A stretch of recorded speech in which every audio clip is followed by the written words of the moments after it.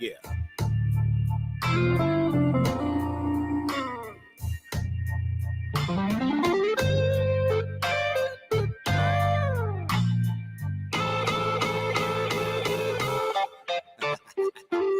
Quicksand cover both thighs, seeing clear, close both eyes.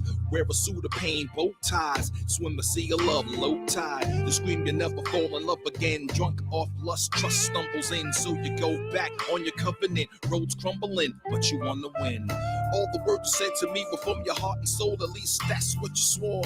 So I took a leap of faith and hung on every breath in between each word. How can I deny my mind's eye when it's telling me you're full of lies? Now my sanity's on shaky ground. My spirit super leaps single bound.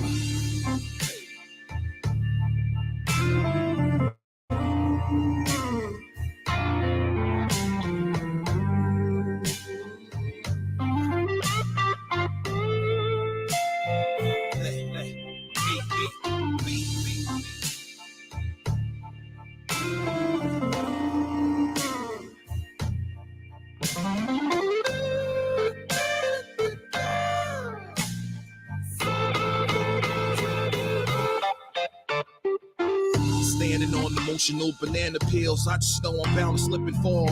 I believe in doing what you feel, never what you think, so I spit it raw. Truth is the key to the lock. Break these chains, paparazzi. Picture me in the wind, breeze by, set me free, let me be.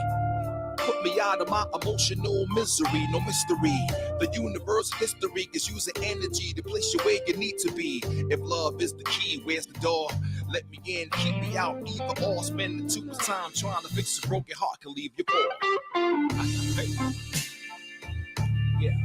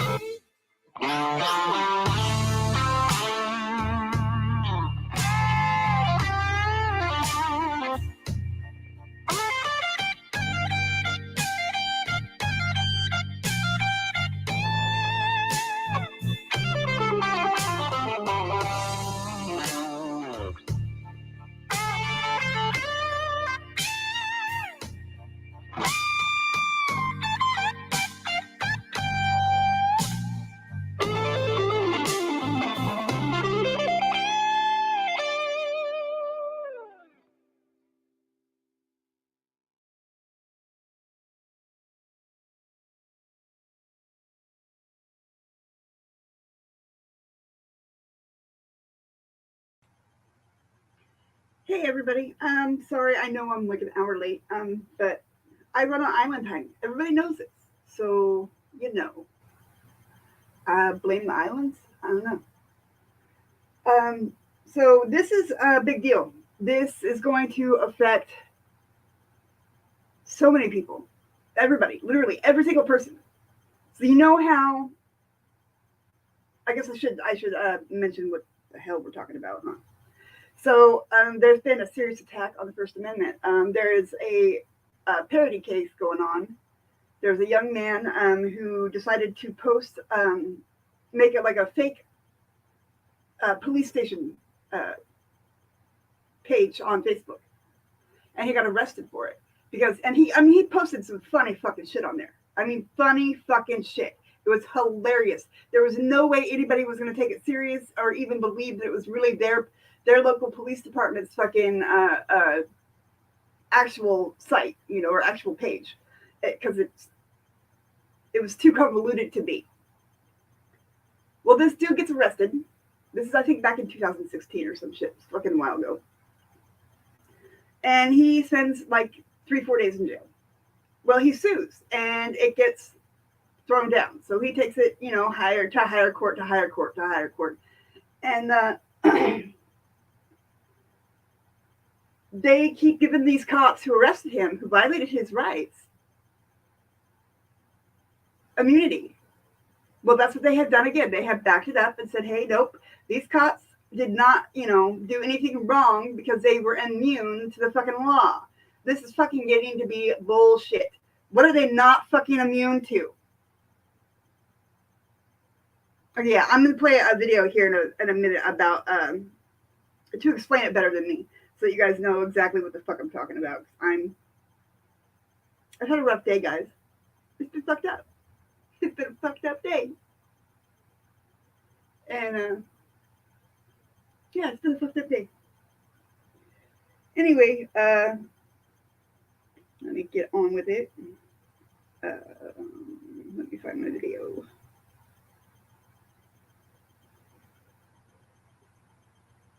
So they threw this crap out of court. Even the Onion they made an amicus brief about it, in support of it, and it really truly doesn't fucking make any sense to me.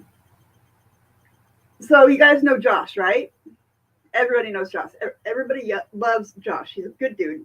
He's an amazing activist, and he has spent a lot of fucking time in jail. So this most recent time he spent in jail was for a joke, a retweet, for fuck's sakes. It wasn't even his original tweet.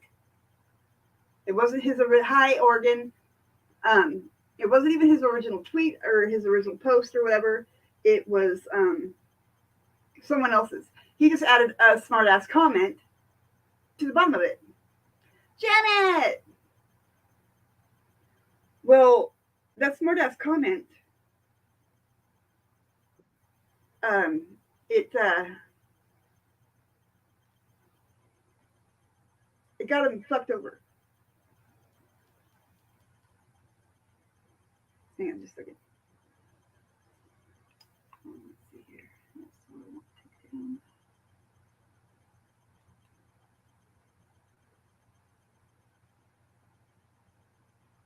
Okay. Is there an echo on this? There probably is. So I need to take this down. There we go. Okay.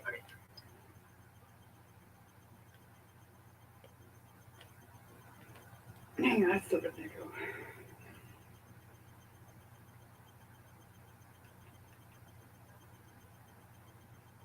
There we go. Now there's no echo. All right. So Josh got locked up, and it cost $1 million to get him out over this fucking post that had a picture of cops carrying a casket, and it said something like, "This is how the cops take out their trash." And then his comment was, "I can't wait for the day that it's so and so." He didn't post this on that cop's page. He didn't post it on anybody else's page but his. He was not threatening that cop in any fucking manner, just saying he can't wait till the day that cop is dead. Big whoop-de-doo. I tell people I'm gonna fucking kill you all the time. I tell them I fucking hate you so much right now. Oh my god. Big deal. You guys take any of those words as a viable fucking threat? Are you afraid? Hey Lee, I'm gonna fucking kill you. Are you scared? I didn't think so. Well, this is gonna affect cases like his. And it could be this could mean a certain fucking goddamn long ass sentence for him.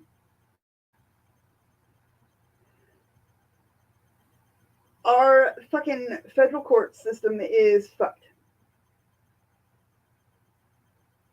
The Supreme Court needs to go fuck itself. I think what they're doing is wholly fucking unethical and illegal, and Congress could have these motherfuckers removed. But do you think they're going to? No, because they're all buddies. It's not just, there's not some separation between them. There really isn't. Because it takes a huge vote on Congress's part to either remove somebody from Congress or somebody from the bench at the federal level. It also would take, like, a lawsuit or whatever, or criminal charges against somebody in Congress, and then the federal judges can also make them step down or get rid of them, which has happened a few times. But it usually happens, like at the end of their fucking time on the, anyway, they're in Congress. I don't know. It's fucking fucked up. I gotta find this video. Fucking what a day.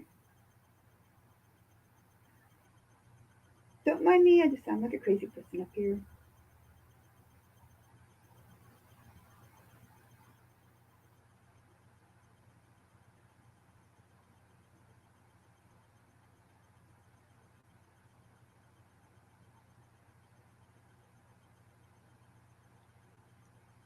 What the hell?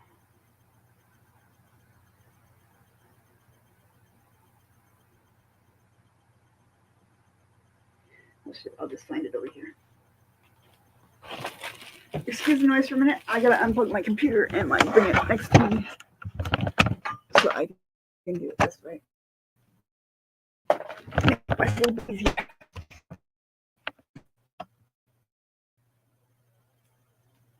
Right, Blind Justice?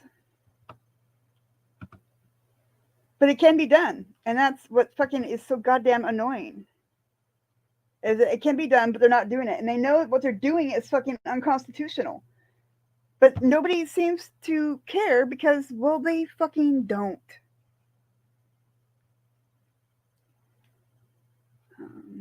Let's see. Where's my goddamn bookmarks at? There they are.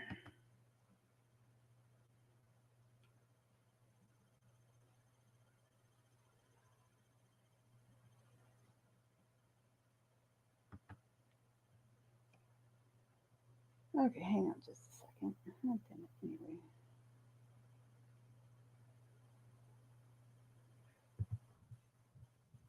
Hey, actually, you know what I can do?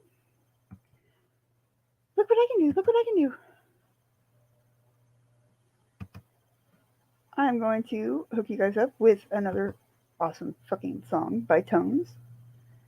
Please, his link is down in the description. Please go check him out. Subscribe to him. Leave a comment and tell him that I sent you. And if you happen to be in Florida right now and you're going to his concert tonight, or I guess you would be there now. It's 9 o'clock. You tell that motherfucker I said I love you and hi, and he will give you some extra love. He's performing with Haystack at a concert down there in Florida, like right now. So go.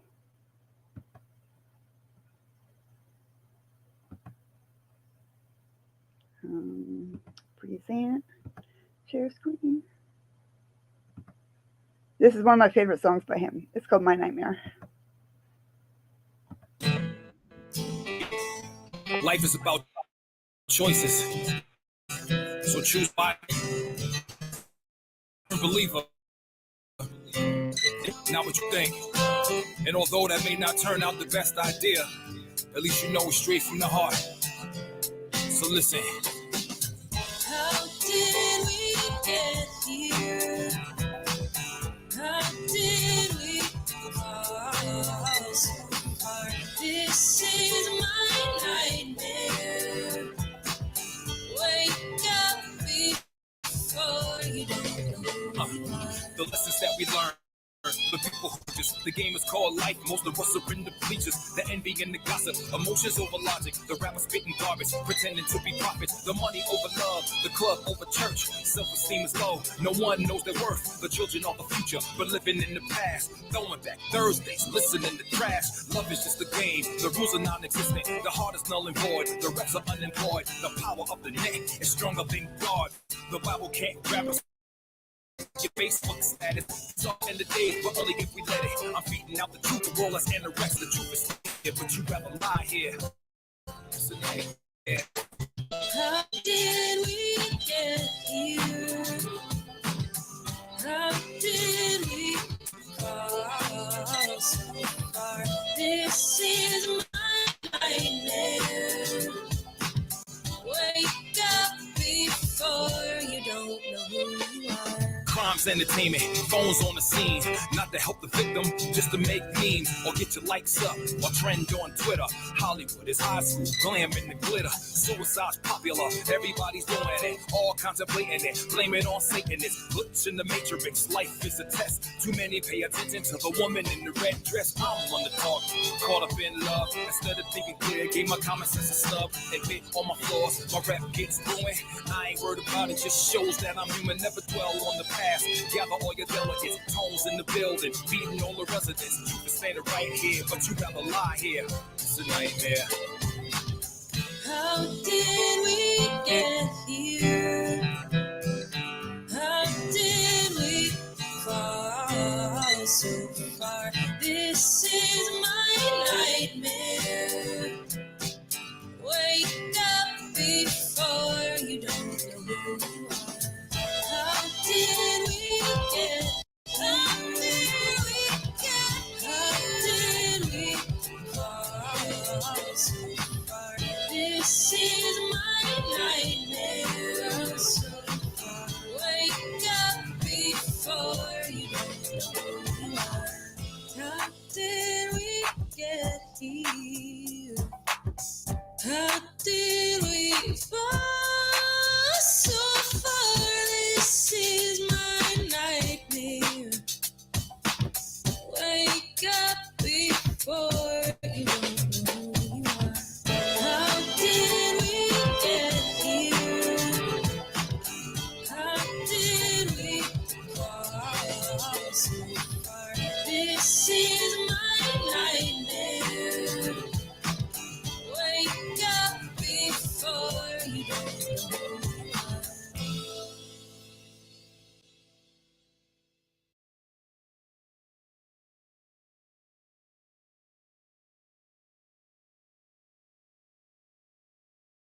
Their expense. In 2016, Anthony Novak decided to create a fake Parma Police Facebook page in which he posted several parodies of police. He deleted the page a short time later, but by then a number of Facebook users had reported the fake page to police. 3 weeks later, Novak was arrested, and police then executed a search warrant at his home. They took my laptop, my roommate's laptop, they took hard drives, they took game consoles, they took phones. Anthony Novak was charged with disrupting public services, but a jury found him not guilty. And that's when he decided to sue the Parma Police Department. My mugshot is blasted all over the news, and I didn't do anything wrong, and I can't let them think that that's okay. When attorneys at a national legal organization called the Institute for Justice heard about Anthony Novak's case, they say they were outraged. As Americans, it's one of our core principles that not only do you have the freedom of speech, but that speech, when used to make fun of public figures, is sort of a core idea of the First Amendment. Anthony Novak's lawsuit against Parma Police was eventually dismissed by the Court of Appeals on the grounds that the Parma police officers he sued had qualified immunity. His attorneys are now asking the U.S. Supreme Court to reinstate the lawsuit. Anthony cannot enforce his obvious First and Fourth Amendment rights in this case because the courts have applied a legal doctrine that shields the police from liability regardless of whether Anthony's constitutional rights were actually violated. The case has drawn the attention of the satirical online website, The Onion, which has filed a legal brief in support of Anthony Novak's appeal before the Supreme Court. Attorneys for The Onion wrote, quote, "The Onion's professional parodists were less than enthralled with a legal ruling that fails to hold government actors accountable for jailing and prosecuting a would-be humorist simply for making fun of them." In response to Anthony Novak's appeal, the city of Parma issued a statement that reads in part, quote, "The courts which have dismissed Mr. Novak's lawsuit did not base their opinions on parody, freedom of speech, or the need for a disclaimer. The courts concluded that the police, who acted in keeping with the advice of city and county legal advisors and judges, did not violate Mr. Novak's rights."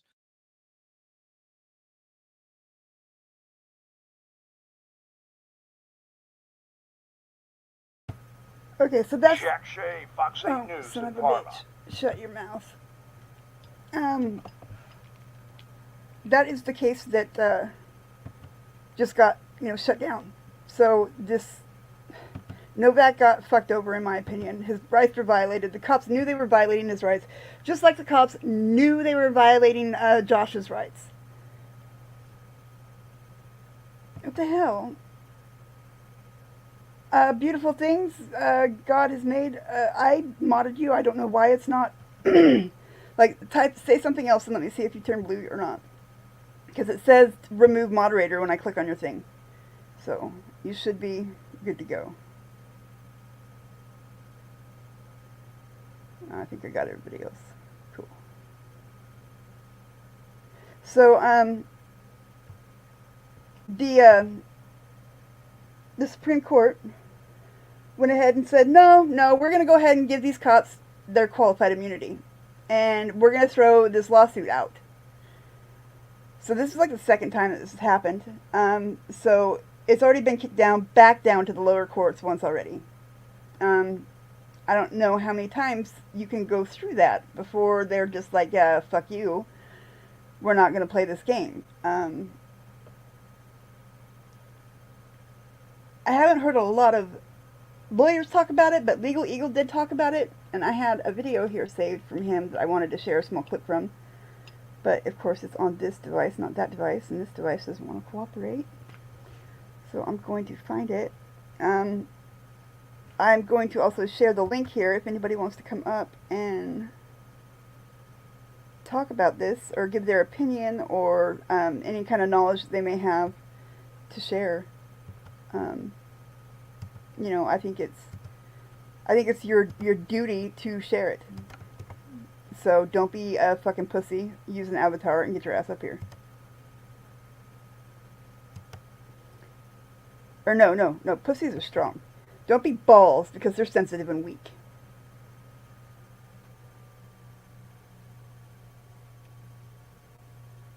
Fitzcam, you come over here. I'll rub your belly any day of the week. Any day of the week. God, my throat hurts.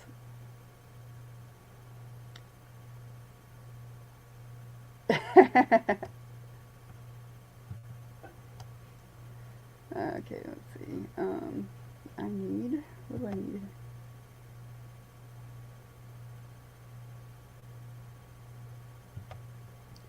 This one. Don't mind me. I'm looking for this other video.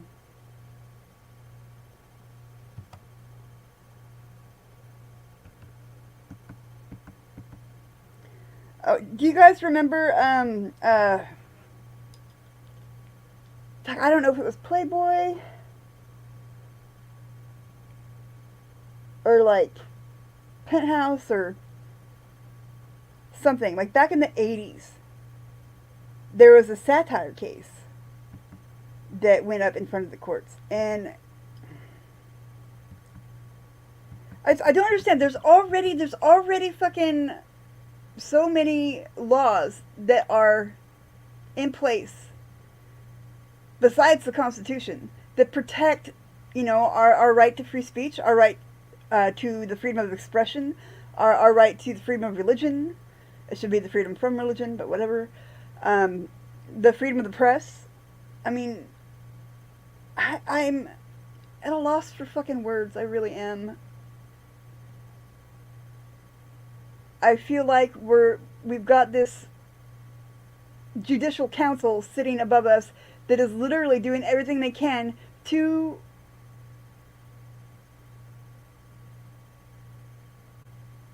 destroy everything that it means to be an American. And I'm sure that every country feels this way, that they're free and others aren't.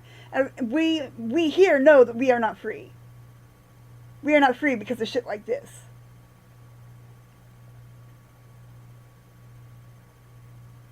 I don't know. It's like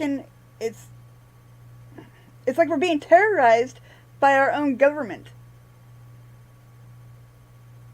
If you crack a joke, you guys, if you say, oh, you know how everybody that cop watches except for maybe Irate's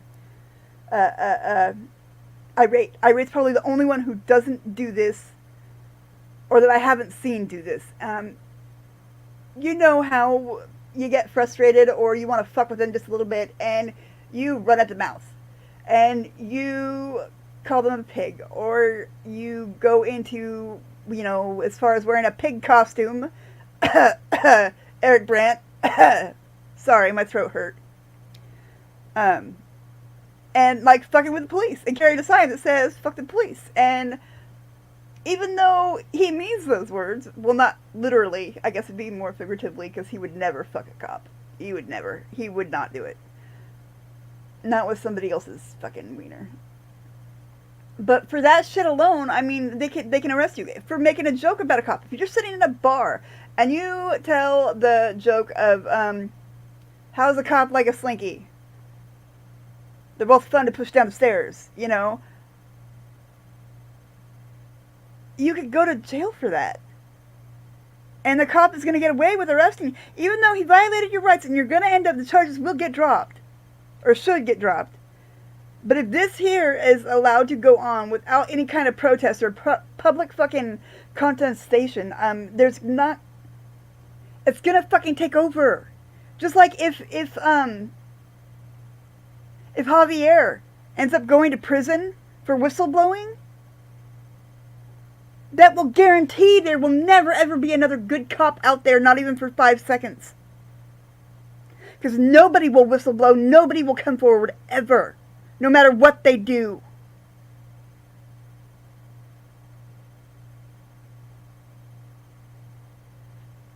It's just like that. It affects every fucking state, every district, every fucking town. Because it'll become a trend. Every time there's a law like this that goes, that gets fucked with, or is shut down, or is made, it slowly becomes a trend on either the left side or the right side. And I hate fucking saying that because I don't believe in either. I think they're... I'm sorry, you and I cannot be left or right. That's just some made up fucking bullshit. The only people who are left or right are sitting in fucking Washington. And there's no difference between the two. They're twins. Playing off of each other. I don't know. I'm going off on a tangent. Fucking don't mind me. I smoked a fat fucking bowl before I came on too. I had to. I was crying like a little baby.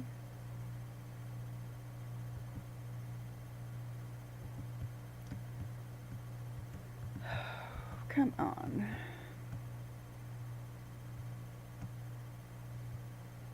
Where the hell is it? Maybe if I type in Legal Eagle, I'll find it, dumbass. Jesus.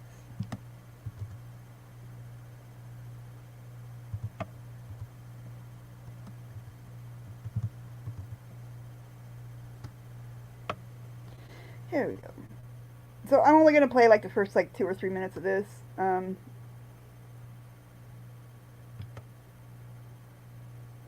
It's a good video, so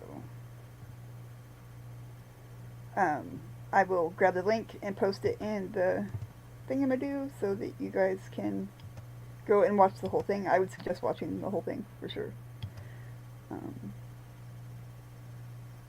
Share screen.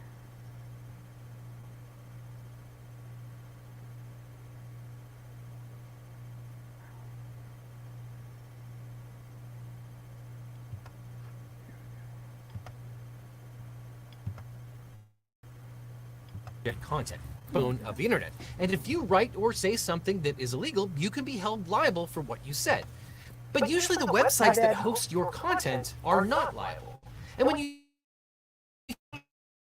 hear about websites also liable for what users say, the websites would either shut down almost everything or police things so tightly that there would be basically nothing even remotely objectionable. Because if there's one thing that websites hate, it's being on the hook for billions and billions of dollars of potential liability and attorney's fees. And this isn't just some potential hypothetical. In the past, when laws made websites liable for user content, they just shut down the content and never came back. One case before the Supreme Court this term seeks to do exactly that, but for all of the internet. No joke, this has to end the internet as we know it today. So how did we get here? How did I get here? Well, it started with a tragedy. Noemi Gonzalez was a design major at California State University, Long Beach, who was spending a semester studying in Paris. On the evening of November 15th, 2015, she was dining with friends at a cafe on the Champs-Elysees when an ISIS terrorist with a gun opened fire. Gonzalez was killed along with 130 other people in coordinated attacks at 6 locations across the city. ISIS claimed responsibility for the attacks, and eventually 20 men were convicted of crimes related to the massacre. The lone surviving gunman was sentenced to life without parole. So, was justice served? Well, the Gonzalez family contends that it was not because there was another perpetrator still at large: YouTube. The family sued Google, which owns YouTube, alleging that YouTube's algorithms amplify videos and content despite the company's efforts to ban violent accounts and limit their reach. The Gonzalez family says that YouTube's recommendations expose people to hateful content, radicalize viewers, and encourage them to make terrorist attacks of their own. Google argued that because ISIS, not YouTube, made and uploaded those videos, YouTube was not the provider or developer of those videos, and therefore it was immune from liability under 47 U.S.C. Section 230, otherwise known as Section 230 of the Communications Decency Act. Section 230 of the CDA immunizes internet services for the content that its users upload and often allows websites to remove content without taking on liability. But the Gonzalez plaintiffs contend that YouTube's recommendations should not be covered by Section 230 because the company is acting like a content creator rather than a publisher. The Ninth Circuit Court of Appeals held that the Gonzalez claims fell within Section 230 and Google was immune from appealed, and the Supreme Court granted cert to answer the question of whether Section 230 immunizes an interactive computer service from liability for recommending other party content. Now, in support of their claims, plaintiffs allege that, quote, 2 of the 12 ISIS terrorists who carried out the attacks used online social media platforms to post links to ISIS recruitment YouTube videos and, quote, jihadi YouTubes. One of the men who fired at Gonzalez had appeared in an ISIS video in 2014. Now, the plaintiffs argue that the defendants violated the Anti-Terrorism Act, the ATA, by allowing ISIS to post videos on YouTube. Under Section 2333 of the ATA, as amended by the Justice Against Sponsors of Terrorism Act, Americans who are injured by terrorism that is committed, planned, or authorized by a terrorist organization may sue any person who, quote, aids and abets by knowingly providing substantial assistance or who. Okay, so, of course, who runs this country, you guys? Whoever's got the most fucking money, right? So, of course, they're going to protect their asses.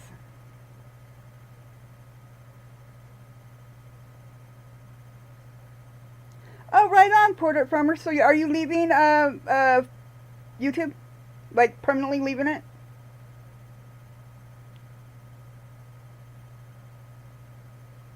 What is this pink waving and turquoise waving? I don't understand.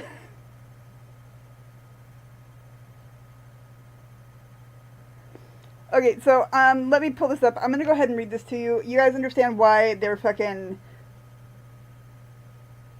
pulling this kind of shit? It's fucking just stupid. It's fucking stupid. Make sure I'm not fucking muted. Quit texting me when I'm fucking here. I got blonde roots. Stop it, people.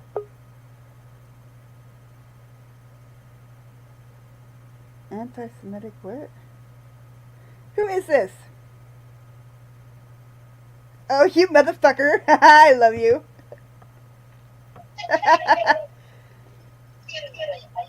Hello. Hey, how are you? I'm fine, LG. I'm good, I'm good. I'm trying to find this goddamn fucking thing. I should not have smoked pot before I come on here. I don't know why I do this to myself every goddamn time. But, yeah, so there's some crazy shit going on here. Pretty soon we're not gonna be able to tell fucking jokes. Can you believe that shit? Oh, we're all on it. There you go. Yeah, we're all on it. Yeah. Poor dirt farmers making an exodus. The Rumble. See, now I have a Rumble account, and I got like a couple of videos on there just to like kind of hold my spot, but I haven't really fucked with it. Well, I'm up here for reason in Ormond Beach and Daytona Beach, Florida. The police chief have called anti-Semitic, Jew-hating Nazi wannabes First Amendment auditors.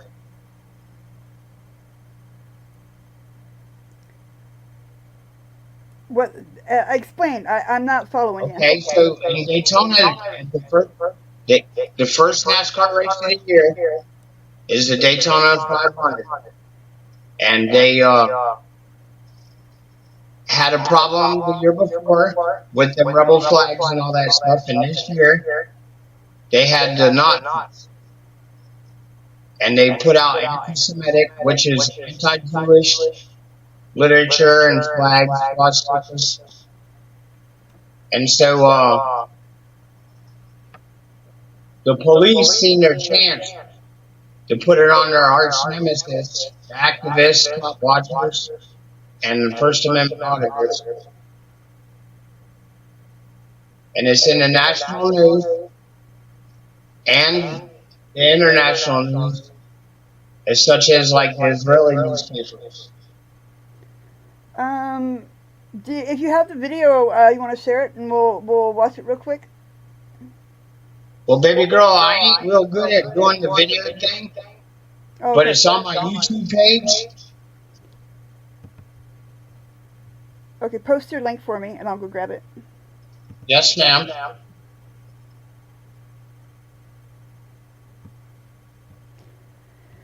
Hey, I met Nolly D with the Blue Dirt Farmer. It was Nolly D, Otter and the Watchdog, Lady Justice. Yeah, that was a Yes, heartbreaking fucking trip. It was like I got to meet some people that I fucking have loved from afar for a while, and, you know, it was just... I never want to go back to Florida ever again. Holy shit, you guys got a lot of fucking racists down there. That fucking shit blew my mind. I couldn't believe it. I was like, holy crap, I didn't know I was friends with a racist. I'm gonna have to back up a little bit. But, like, in the airport, the shit that I was hearing and the way that people were being I was blown away. I was just like, oh my god, get me home. Get me home now. I'm too far south.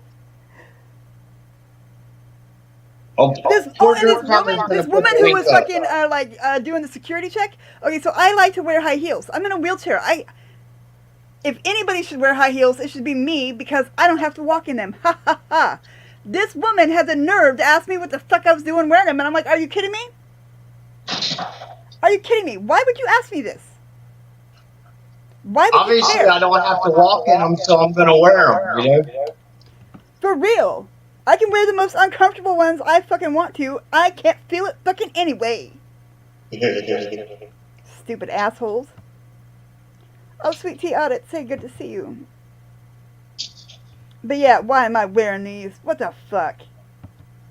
What do you care? I shouldn't have had to take them off anyway. Because they fucking pat me down and shit. But whatever.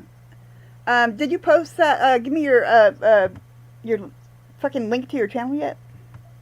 Yeah, hold on, I'm gonna send you the video. Okay, well, I'm gonna read part of this then. So the Supreme Court passes on important parody case, allowing cops to treat satire as a criminal act in the Sixth Circuit. So, you know, this affects, you know, like, what, 4 states, I think? 3 states? So, let's see. Anthony Novak decided to create a Parma, Ohio Police Department parody page on Facebook. He made a number of posts, none of which should have been taken seriously at all, like, in the slightest. Fucking holy shit. It was fucking funny. It was fucking some funny shit that this guy was posting. It was like, they're performing, roving abortion vans. They have a roving abortion van. So the cops are, you know, performing abortions in a van, driving through town, you know. Pedophile reform event. He was posting shit like that. Shit that a police department's page would not fucking post. And they got like 10 phone calls. 10 fucking phone calls. So this was like, they arrested him based on the disruption of police fucking activity or duty or whatever the fuck. And they were what, distracted by 10 phone calls that they got about the fucking thing?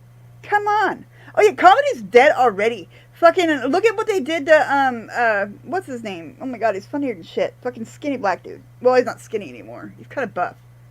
Hey, That's no, what they I did. fucked a lot. Yeah. We don't call them pedophiles anymore. That's improper terminology. What? We call them MAP, What's that? minor attracted persons. I'm just gonna call him a pedophile.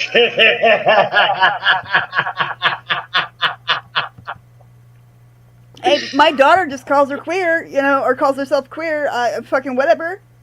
That's fine. Okay, so I'm gonna go ahead and play your video real quick. It's 11 minutes long, you guys. Okay, so what it is we tracked it down. There was a Corporal Jeremy Smith. He needed tips, and so we followed it into Ormond Beach. The actual police chief that's quoted saying it is the Daytona Beach police chief. I'm not gone after him yet. I will this Monday. Okay. All right, let me get this up here real quick. Present.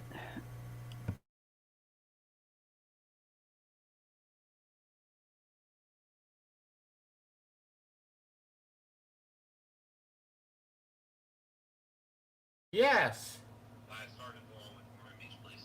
Yes, this call is recorded? It can be if you want it to be. Yes, please and thank you. As I'll do the same.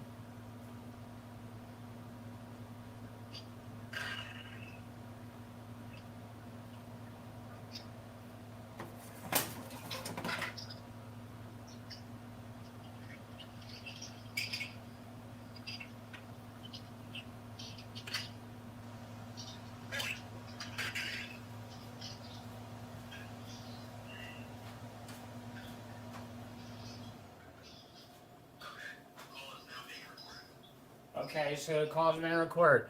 All right, I had called earlier. It took me a minute to get up with y'all, but I'm calling about the First Amendment auditors. Y'all released a news article, and I was looking for Jeremy Smith, Corporal Jeremy Smith. Okay. I'm not sure if he's in the office today. But he works for y'all, right? Yeah. Okay, so there was an article I was reading. They were talking about First Amendment auditors put flags up with swastikas. They're anti-Semitic. Okay. Because I'm a veteran, and the auditors, you know, the First Amendment auditors, I've been watching them. Anyway, how do you know they were First Amendment auditors?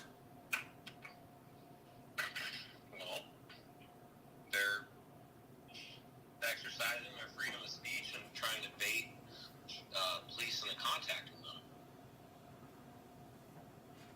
Okay. Like I said, I've been watching them for a long time, and I never seen an example of them being racist, you know, with swastikas or anything. Usually they're against the government and police accountability. And so y'all have evidence that they're First Amendment auditors? Because I've been watching them. They're the GBL. I know who they are. Well, they are being considered First Amendment auditors. I mean, that's just like, I mean, it's not like something you sign up for. It's just something that they're considering themselves, or at least they're considering them. But I'm not sure what you're getting at. Oh, no. I mean, I was just wanting to know because I know who the GBL is. You know, like I said, I've been watching them First Amendment auditors. I'm a veteran. And I kind of, you know, anyway, so what do you need to know about them? Because there was it said to get up with y'all, and I spent effort to get up with y'all. It said, you know, for tips, call in. What do you need to know? Well, what information do you have? Well, You know who they are? well, I know about them. Like I said, I've been watching, but usually, the First Amendment auditors, they're like Jewish people friendly and Black American friendly. Mm-hmm. I just don't understand. But I mean, do you know that they're actually GBL members? I don't know. Oh, well, What I'll do is I'll take your number and I'll send it to Corporal Smith, and then I'll have him contact you. And maybe you guys can discuss it and come up with something productive. well, can you hold on just for a second? Sure. Hey, what do y'all think? Should I go ahead and file the IA complaint right now? Or do y'all think that I should... Anti-Semitism claiming First Amendment Okay, but I'm saying, should I drop the bomb now? Or should I wait and speak with the Corporal Jeremy Smith, which I don't think exists? Yeah, I would drop the bomb now. Okay. All right, silencio, everybody. All right, so what I'm going to want to do right now, we are being recorded, right? Yeah. All right, so I'm going to want to make an official complaint because I think what you are doing is the same thing the bad people are doing with the Jewish people. I think you're doing that to the First Amendment auditors. And like I said, I'm a veteran auditor. If you want to call me that, I'm an activist. And I want to make a complaint. Okay. And what's your complaint? All right, I'm going to bring my counsel up. What's the complaint? Anti-Semitism journalist lies, outright lies. You can't come out there and claim someone's a First Amendment auditor when you have no proof, no facts, and all the facts and proof go against exactly that. There is no First Amendment auditor out there that's going to run around with a Nazi flag or a Jewish, putting Jewish people down. And we know all the auditors and activists in our area, and we're the authority on that subject matter. As if there was one, we're it.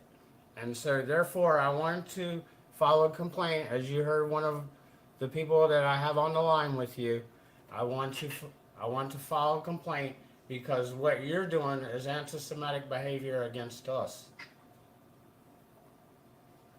Well, what you said doesn't make sense. Now, what is your name? What is your name again for the record? Sergeant DeLong.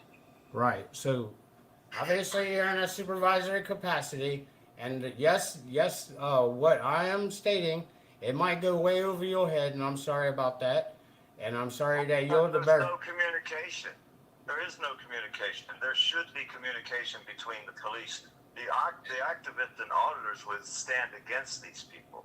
There's no way any activist or auditor anywhere across the United States that I've ever seen would stand up for someone holding them Nazi flags and them anti-Jewish. The activists would film these people. They would stand with the police because activists and auditors are only stand against the police that are not doing the job correctly. We watch it every day. Okay, so They need to get with the police. They need to talk to people. Like there's a big auditor down near you guys, Rogue Nation. I know y'all don't like him, and they say he's a gang, but he's not. He's a really hold on, good poor person. dirt. Hold on for a second. Okay, so check this out. As far as unless you Okay. yourself are Jewish, it's not anti-Semitic against you. But we have Jewish friends. Anti-Semitism is specific to prejudice against Jewish people. No, what my complaint will be against will be who gave the order from the PIO or whoever to release that to police. I mean, from the police to the news. It's all over the news that they're First Amendment auditors. I want to know the reference and the evidence to back up that statement that whoever that was that gave the order to release that. That's what I'm after. I believe that would be the chief of police.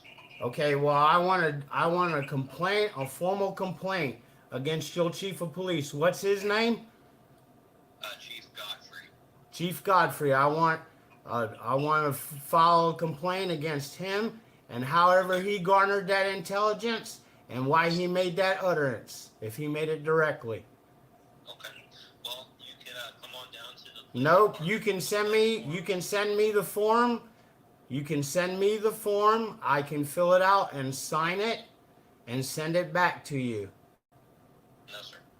No, but you're more than welcome. That is how it works because I've done it many. Listen. Because you keep interrupting me, sir. Hold on for a second. Ormond Beach doesn't work that way. It's no different than any. Listen, you are being recorded for device, and for any, all you have to do is send it to me, okay? And I want. Understand this, okay? We're not obligated to send it to you. You can come to the police department and pick up the form. It is in the lobby. Was that a nationwide release? Was that a nationwide release? Because it is now. Open, okay? Is that a nationwide release? It doesn't sound like you've articulated a complaint, like a policy violation. Oh, yes, sir. Yes, sir. I do have a policy. Listen, I've done this many times, sir. But you're more than welcome to come down to the police department. That's not how it works. And turn it in. No, I can request it as a record as I'm doing such now. I need you to. We're not going to be sending it to you. Yes, I'm requesting it as a records request. I want to see your IA form.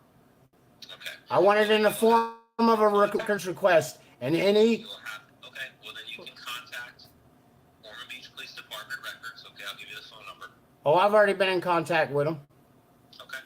And then you could ask for a copy of the complaint form as a public record. But we don't just send them through the mail. Okay, well, I'm getting that as a record. What if I was a vacationer and I went to Ormond Beach and I had an incident and I went back home and I wanted to report it once I was safe in my location? That doesn't sound very fair in the spirit of the law. Okay. Well, if you articulated a policy violation, then I'd be more than happy to fill it out for you, but you haven't. So, with that, Why wouldn't it be another? Why is it? Conversation, okay? Why did your organization use that phrase? All right, sir. Have a good day. Yeah, I'll get to the bottom of it. Thank you. Okay, there you have it. That was Ormond Beach, and that's how you follow an internal affairs. I don't think I was overly aggressive in any way, shape, or form. I think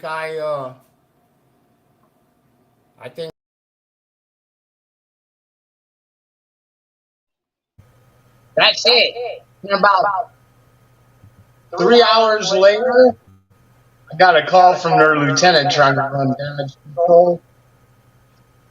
And the next day, I tried about 6 times to finally get a complaint form emailed to me.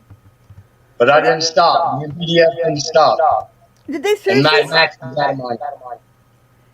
Did he seriously say that they don't mail those out? Okay, he's not the only one that did that. Later on, there's a female police officer that did it too. That doesn't make any damn sense. It really don't. Well, I got lots of complaints, but I'm going to take that chief out. There's also the Daytona Beach police I haven't got on them yet. This is a lot of work. If you look at my channel and you see all the Ormond Beach things, that's every phone call, sometimes 3 phone calls. Hey, we got PDF here. Hello. Hello. Why am I? Oh, you're echoing. Why are we echoing? Shouldn't be. Do you have YouTube on? I do not have my YouTube on. No. That's weird. I hear both of y'all. Let me check the audio thingy here. Okay, echo cancel. Let me check. Okay, how's that? Hello. That is better? a lot. Yes, it's perfect. All right. Yeah, they said there was a whole bunch of people down there at Daytona Beach at it was the Speedway, wasn't it, Blue? The Daytona 500? Yes, sir. It was a breezeway that went over the speedway, like over Interstate 92 to the other side. And that's where they call them anti-Semitics, but really they're Nazis, skinheads. We know what the fuck they are. We grew up with them. But anyway, that's what they were. And I'll let you finish. Well, they had big old Nazi signs. They had some kind of sun sign. There's hammer, Hebrew hammer. Hebrew could tell you too. But some kind of sun sign that has something to do with. They were saying that these guys were all First Amendment auditors. They were fighting. I mean, these guys are all wearing red and black. I think that's got to do with something. I'm not sure what them colors are for, but they were all wearing red and black. But when a sheriff comes out, is it legal for him to say, hey, they're all First Amendment auditors, knowing that they're not? They're all, Nazi skinheads, like he said, basically. And a couple of these guys had shot some Jewish people and went to prison. They threatened the life of Chuck Schumer and only got 5 months in jail. They threatened to kill this guy. Now, Eric, he's sitting over there with doing 4 years, 3 times. And he ain't threatened to kill nobody. Isn't this weird that they would do that? They gave a woman who clearly fucking murdered a man sitting in his own apartment fucking 10 years and for murder, for cold-blooded fucking murder. Yeah. Well, I think every auditor should go to Daytona. Well, we went to the Ormond Beach Facebook page first, the Ormond Beach Police Department's Facebook page. I don't think they liked us a whole lot, but hey, we left our comments, right? So everybody should go there and say, hey, we ain't Nazi skinheads. What department is it? I'll find or somebody can find a link to their Facebook page. Okay, I started on the Ormond Beach Police Department. That's the one that me and PDF started with. Okay, spell that. Ormond. ORMOND Beach BACH Florida. I know. Hey, that dab I showed you, I hit that in betwixt the point. But anyway, so the next one we're going after is the Daytona Beach Police Department. But now we done found out the newspaper said that a corporal is the one who quoted this. So we called up to make our complaint about the corporal. That's what that started with Blue's phone, one of Blue's many phone calls that day. He put in probably a dozen, but they didn't like him most of the time. But the few times that we got through, when we said we wanted to complain about the corporal, that's when he told us it was the chief of the police that said this quote, that these were First Amendment auditors that are Nazis and Jewish people haters. And then we find out later that it wasn't the corporal, it was the chief from that same guy. Then we find out that this started from Daytona's chief of police. So now how long is it going to be before it's in you guys' neighborhoods? They're going to start calling you guys as that. You know what I mean? They starting here in Florida, 2 different counties. Oh yeah, because out in Washington they got real skinheads out there. We know that for a fact. So Florida ain't nothing but a wannabe. What happens when they try to deem for the general public, because they already don't like us. We already know that, the bootlickers and all. So how long is it going to be till they try to put the general public on us by calling us, skinheads or Nazis or Jewish people haters? Yeah, there's got to be something wrong. Yeah, exactly, because we're already in danger. Hell, they spray paint us and do everything else around here to us and then get found not to. So, that's the way it is, you know what I mean? So now they're going to try to make it worse. These people are going to try to kill us if we turn the camera sideways. Just saying. Now, if you come back to Florida, Noli D, we'll get you spray painted if you want it. We'll take your ears, though, so you don't get none inside.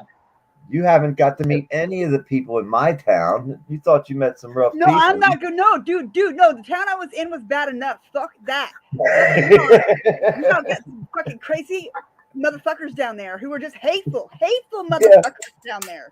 Yeah, but you ain't seen nothing yet till you come to North Florida. I don't want to. I'm gonna thank you. I'm showing my designs off really quick. Keep talking. Hey, and you were right down the street from Mickey Mouse. You weren't but 15 minutes away. Once you leave Mickey Mouse, you're in for it. You just don't know what you're doing. Oh, like, you got all what's worse? Is North Florida like worse or is South Florida worse? kinds North Florida is 10 times worse than South Florida. Wow. Hey, I gotta go take the fat boy out, but I'll be back in a minute. You shouldn't be talking about family like that. Yeah. He's the boss around there. That dog? Yeah. That I dog's bet. the boss. He rules. You seen him? These Look at him. here's He's one of my like, designs. What do you think? PDF? I like a hoodie with a zipper on it. Yeah, I got a bunch of those. Oh, I that's don't have all my designs on them yet, but I got a bunch of those. I think, yeah, I just had that one painting and the Vox ratio thing, and then me, which this is this. If you want a hoodie with my boobs on it, there you go. Yeah, now we're talking. Oh my god, my face is so red. I'm so glad I'm not on screen. Oh, you mean you don't have any TikTok videos up yet on YouTube? Yeah, I got TikTok videos. You got your yoga pants on? Poor Dirt Farmer learned me what the fuck TikTok pants really are. Yeah, they They're sell them. they don't have no inseams. I never knew that. I'm not very inclined like that, but now I know.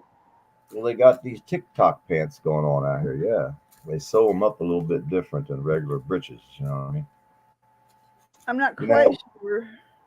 regular this breeches is badass. are sewn different. What is that? Yeah, see, that's what they're doing out here on the internet with their TikTok pants on, getting rich quick, million views. Just tie somebody up and hang them from a rope, I guess. I don't know how you get in that position. Looks like it's painful, though. Oh no, the woman that was actually a post for that, she's into it. She likes it. She's fucking hella bendy too, though. Be calling the ambulance, talking about fly this guy to the hospital. You know, took him out. My back would be like gone.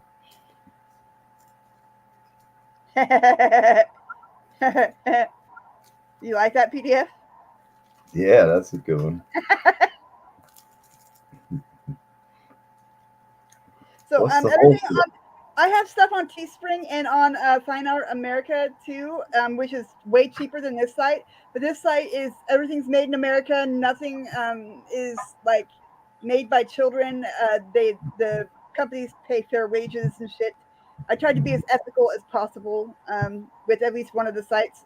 But these same things are available on like Teespring and Fine Art America. This is one of my paintings. Here's one of my comics. This is all my art. This is not digitally or AI. This is not AI art. This is like mine. This is my work. Cute skirt, right? Yeah, it wouldn't fit me, I'm sure. It would look so good on you, whatever. No. Only if I was swimming across the river for $1,000. They still haven't paid me yet, but I'm waiting. As soon as they hook me up, I'm on it. They This got jacket me. is badass. No. So you gotta have a hoodie, man. What happens when it rains? You have to have something cover your I head. got hoodies. I showed one. I didn't make it big though, I guess. Check out this one. I don't know what that means. BB, what's that? What's Vox? No, VR. That's Vox ratio. So the band Gangsta Grass, they did the theme song for Justified. That is one of their band members right there. I painted that for him a year or two ago, and decided I liked the design and I wanted to put it on stuff, so I did. Yeah.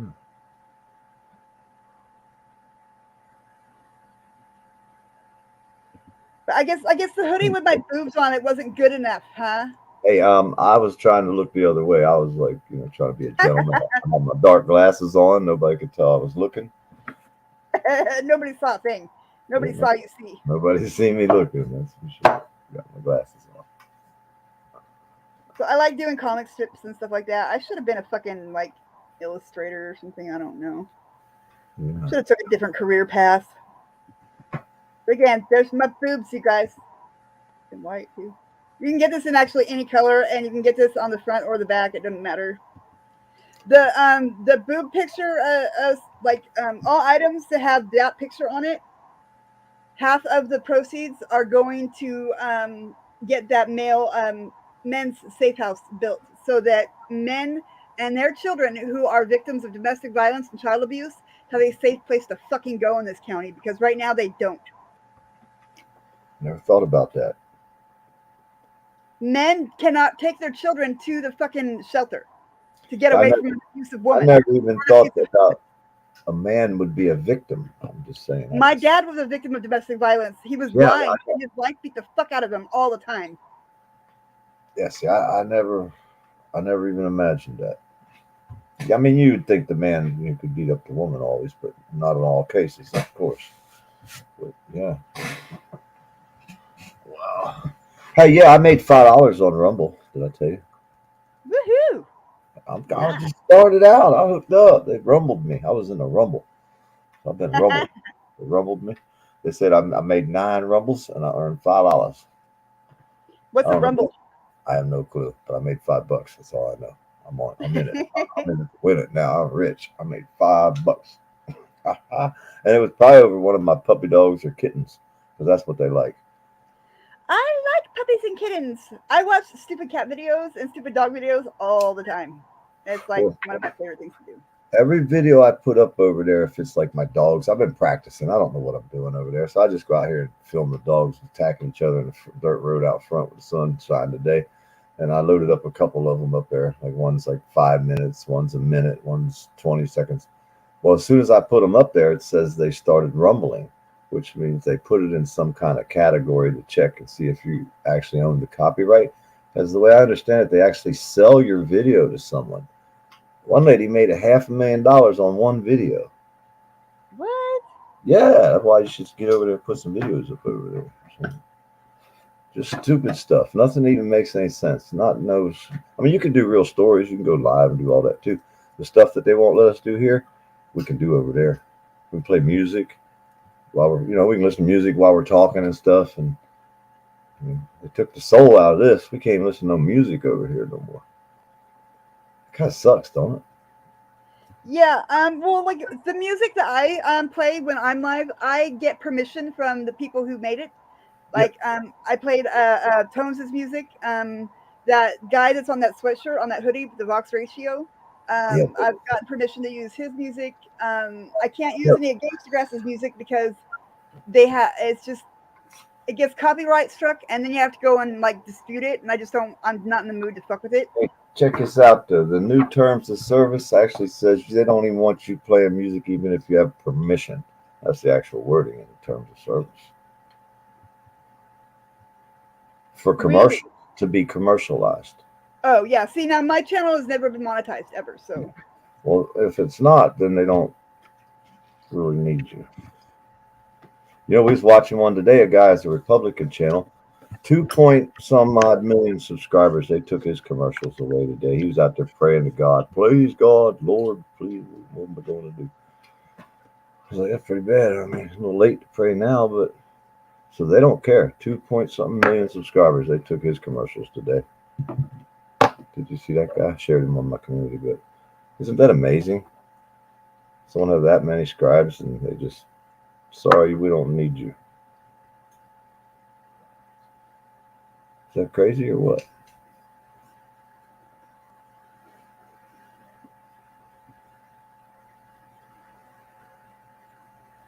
Uh-oh. She done Damn, there's doubled up. twins. We're in trouble now, blood.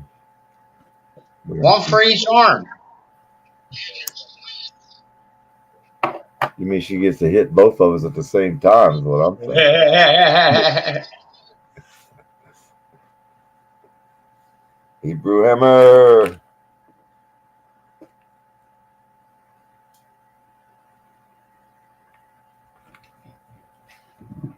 Let me see if I can find that guy's name.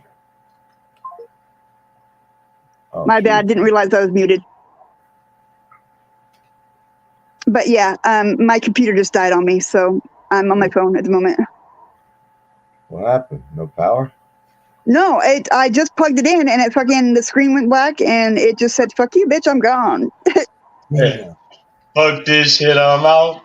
Oh, yeah, man. I've got like 3 other computers sitting here, or laptops sitting here. I just, I have my favorite one, which is my oldest one. And it is a dinosaur. I'm not going to lie. But I love this computer. It's worked for everything. Oh, you know what? I wanted to talk porn parody before I fucking left here tonight. If this doesn't, if what's going on with this law and shit doesn't bother you, you realize that if you happen to enjoy porn parody, which is my favorite genre of pornography, is the parodies because they're fucking hilarious.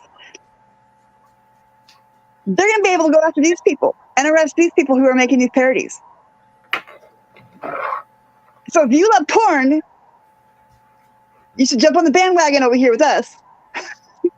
If for no other reason, and protect fucking jokes, protect parodies, protect fucking the freedom of expression and the freedom of speech, because the government is taking it all away from us. And well, check it out. What's that? They took a guy's commercials away today. They said his channel was sexual gratification. Now he was a big channel, 500,000 subscribers, but his page was all about shooting guns. I guess that's sexually gratifying, and from now on he had no commercials because that was what he lost his commercials from, because his page was sexually gratifying. So I guess I don't know. Sexually gratifying to whom? He was shooting guns. That was his How page. is that sexually gratifying? I don't understand. No, I'm just saying, don't be too happy. I'm trying to tell you, don't be too happy. If you act like you're being sexually gratified with your porn thing over there, they're going to take their commercials away. And they're going to go away. So I love porn. Woo! You got to pretend like the parody ain't funny. I'm just saying. But that shit is fucking hilarious. Oh my God. You got to boo and hiss every once in a while. I don't know, man. Otherwise, they're going to disappear. Everybody's leaving. They're all going to Rumble. I don't know why. Well, there's like 2 billion people here, and there's only like 2 million people on that page. So you got a better chance of, help it grow. Started out at the beginning. I made $5, man. Get out the way. Get out the way. I'm rich. I got $5 coming. Well, my issue with going to a different platform is the fact that the user interface is different, and having to relearn a new user interface is a pain in the fucking ass. Finding out which apps or which websites stream well with them, and how to multi-stream, and what you need to do for this, that, and the other, and what rules you have to follow, and it's just a fucking huge pain in the ass. I need help. That's what I'm saying. If I can get y'all over to get figuring this shit out, y'all teach me, because I'm lost. I don't even know what a Rumble is, but I had 9 of them, and it made me $5. That's all I'm telling you. I don't know nothing. That's what I'm saying. He's like, I don't know what it means, but I made $5 and I'm in the Rumble. I'm rumbling. I like the name. It's time to rumble. I mean, that to me is badass. That's better than let's go to YouTube. I'd rather rumble. Just saying. It's a cool name. You know what I mean? How you get better than that? I'm just saying. I mean, I don't know. These YouTube streets were rough, but whenever you talk about Rumble, it scares me. That sends a chill through you, don't it? That's Rumble. My old high school had a gun range in the school. We had an archery course. Well, 3 of them, actually. We could shoot bow and arrows. Hey, they didn't trust us with that shit down in Volusia County whenever I was going to school. We didn't have bows and arrows. The archery week, y'all did. They didn't give us a goddamn swimming pool either. Yeah. Them sons of bitches. I know it. All them schools north of us, up north, they all had swimming pools. Then people come down here and they'd be like, "Y'all ain't got no swimming pool." We're like, "No, boy, we live next to the ocean." Hey, I watched the video. Money on a pool. I watched a video the other day driving around my hometown. There's a lot of videos. People just drive through the towns, and they might be an hour or so long. But I watched every minute of that video. This dude was driving all around my hometown, up and down about every street I ever walked on. It was cool as hell. Eventually, he got past our school a little bit. He could have showed a little more. I'd like to see more, but it was still cool. So to me, I think them are some of the coolest videos, driving around these areas, because I'll never probably get back to Pennsylvania, or won't want to. I'd rather go somewhere else. I'm going to take you guys on a tour of the fucking res, man. You want to see? You guys want to see a Northwest reservation? Let me tell you what. I would love it. There But you go. you can't do it live. You got to do a still video and then upload it because Yeah, otherwise, it's too far out. I don't get any fucking reception at all out there. I swear to God. Like every once in a while, I'll get a bar for about 3 seconds and then it goes away. yeah, and them videos go crazy on Rumble and out here on YouTube because, and they might not hit the first month or so, but after about a month or two goes by, all of a sudden you'll start realizing they just keep getting hits because, I mean, you name it, a famous place like some reservation or something, shoot, there's going to be a lot of people want to see what that looks like. I know I would. And So when we've been because tired of watching y'all get beat up and tased. I'm just saying. Dude, I watch Puppies and Kittens to fucking recover from the fucking hell that I have witnessed and the fucking stress and the fucking insanity that I have just gone through just trying to get bail money together for you guys when you get arrested. I don't know, man. And Eric fucking getting hemmed up for what he got hemmed up for as long as he got hemmed up for, it's gotten me, like, I've been depressed ever since. I'm not even going to lie. I've heard some good news, though. I don't know. Yeah? What's that? From Eric, that he was getting to a lot better place. He's like in like a halfway type house thing. He is? Or he's on his way there soon. Yeah, he'll be able to wear his own clothes and live in a they house. reclassified his custody level. Yeah, didn't go to the Eric Brandt webpage, Eric Brandt Show, YouTube's Eric Brandt Show. There's a video about the prison there, so about rehabbing people that are really dangerous criminals and treat them like people. When they come out, they act like people. If you treat them like an animal while they're in there, when the odds are when they come out, they're going to still act like an animal, right? And how long is the video? I don't know. It was just up not too long ago, a week ago maybe. I think I watched it. Something like that. On the Eric Brandt Show. YouTube Yeah, page. it's something like that. You know what page I'm talking about? The one Otto and them were running. Yeah, but I was just gonna say fucking share it so that we can fucking see. But somebody got it? Anybody got it? I'm on my phone now, so I can't do it. Right.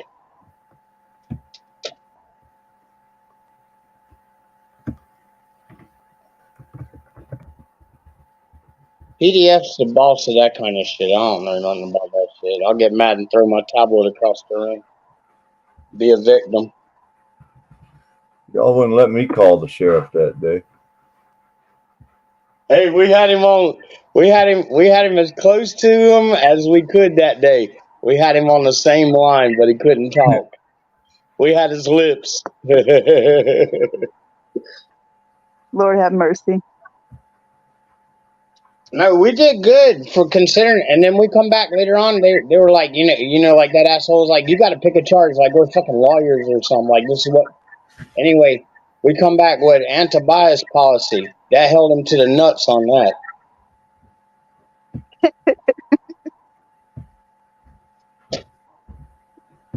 that. I'm sorry, nuts.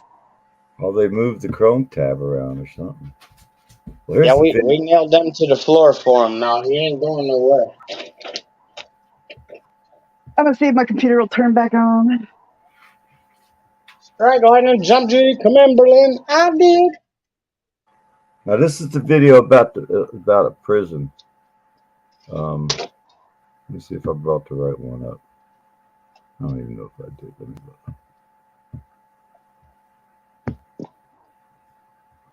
Oh no, it brought up the page itself.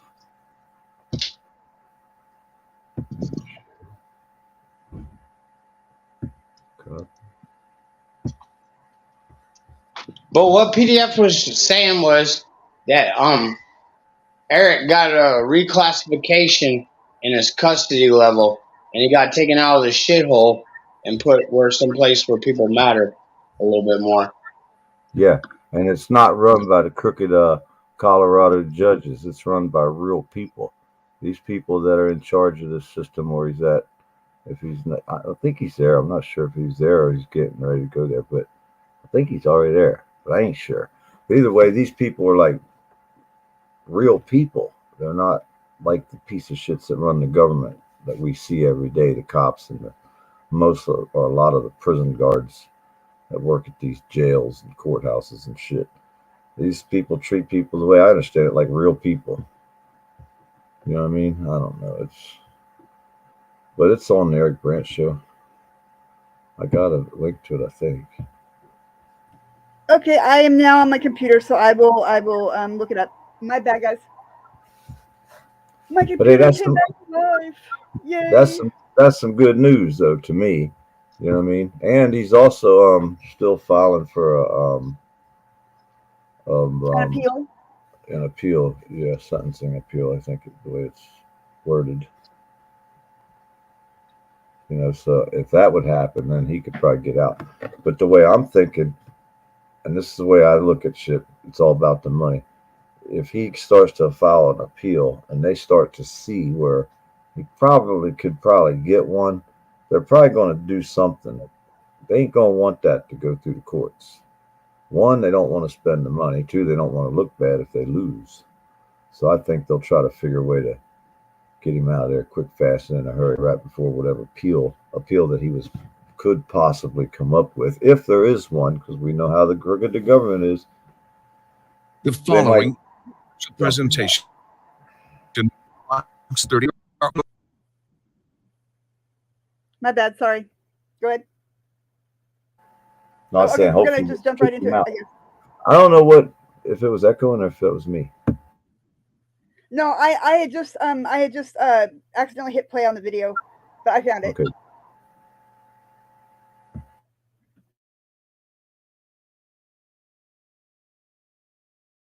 Owing commitment to the military, serving those who serve. This is Sterling Correctional Facility, a big prison on Colorado's eastern plains. It is a labyrinth of concrete and razor wire that serves as home to 2,500 felons. I'm here on a second-degree murder charge. I was convicted of second-degree murder back in 2001. I was in a drunk driving accident, a tragic accident that took the lives of 2 other people. I'm in here for a vehicular homicide and a vehicular assault. But on the edge of this prison yard, inside this building, something different is happening. What do you see back in there? You see men again. You see dignity back in their lives again. And that's just the start. This is not your normal prison unit. Inside, 100 men preparing for life after prison, holding each other to a higher standard, just as they did when they served in the military. The guys that are assigned to that unit want to be as proud of themselves and have the same self-respect that they did have when they were in the military. And they kind of hold each other accountable and lift each other up to accomplish that. It is a unique experiment, offering veterans hope in a place that once seemed hopeless. No one's looking for a handout. They just want a chance. They want redemption. We've got a motto in here, and that's get out and stay out. Tonight, the unconventional new approach that is seeing radical results right here inside Unit 32. Hello, I'm Jeremy Hubbard, coming to you tonight from inside the barbed wire at the largest prison in the state of Colorado. We're in the yard here at Sterling Correctional Facility, home to nearly 2,500 inmates. What you may not know is that many of the men serving time here once served their country. They are inmates with a unique set of challenges, but also a unique opportunity because of a unique program. They call it Unit 32, the Veterans Unit.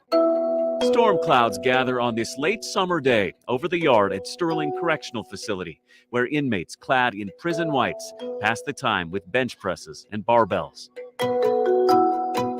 But look closely amid the dark skies and you'll see a rainbow, and just maybe a metaphor for what's going on behind this door, where few are allowed to enter, and where those who do get to experience a little bit of the life they used to know. It's not exactly a barracks, but it could pass for one, with the American flag unfurled outside, military insignia stenciled on the walls, nameplates on each cell door boasting the inmate's branch of service. We put a tag on our door, U.S. Army, U.S. Navy. It's another little pride thing. This is the Veterans Unit at Sterling, a cell block unlike any other in the state of Colorado. It has been just life-changing, obviously. My attitude has changed. My behavior is changed forever. But more importantly, the sense of self-worth, self-pride is back. For the past 19 years, a sparsely filled prison cell is the only home 70-year-old Darrell Walker has known. and he knows it's his fault. I shot a man in a fit of drunken anger, rage, and unfortunately the man didn't survive, and I'll be sorry about that for the rest of my life. Innocent man shouldn't have died. An Army veteran who served in Vietnam before his life took a violent turn. I think about it every day. Daryl was enlisted once again recently, this time by prison officials who'd been researching just how many veterans are behind the razor wire at penitentiaries all across the country. The numbers are staggering. Found in the nation, the average veteran population in prisons range from 8 to 10%. That's about 200,000 veterans incarcerated nationwide, about 1,400 veterans in Colorado currently behind bars.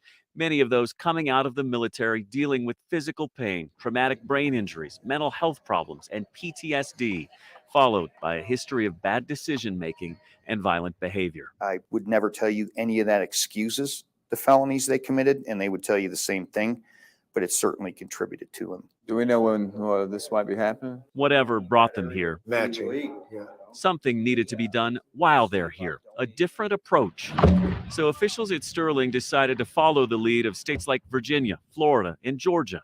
And a year and a half ago, they opened Unit 32, the first ever veterans ward at Sterling.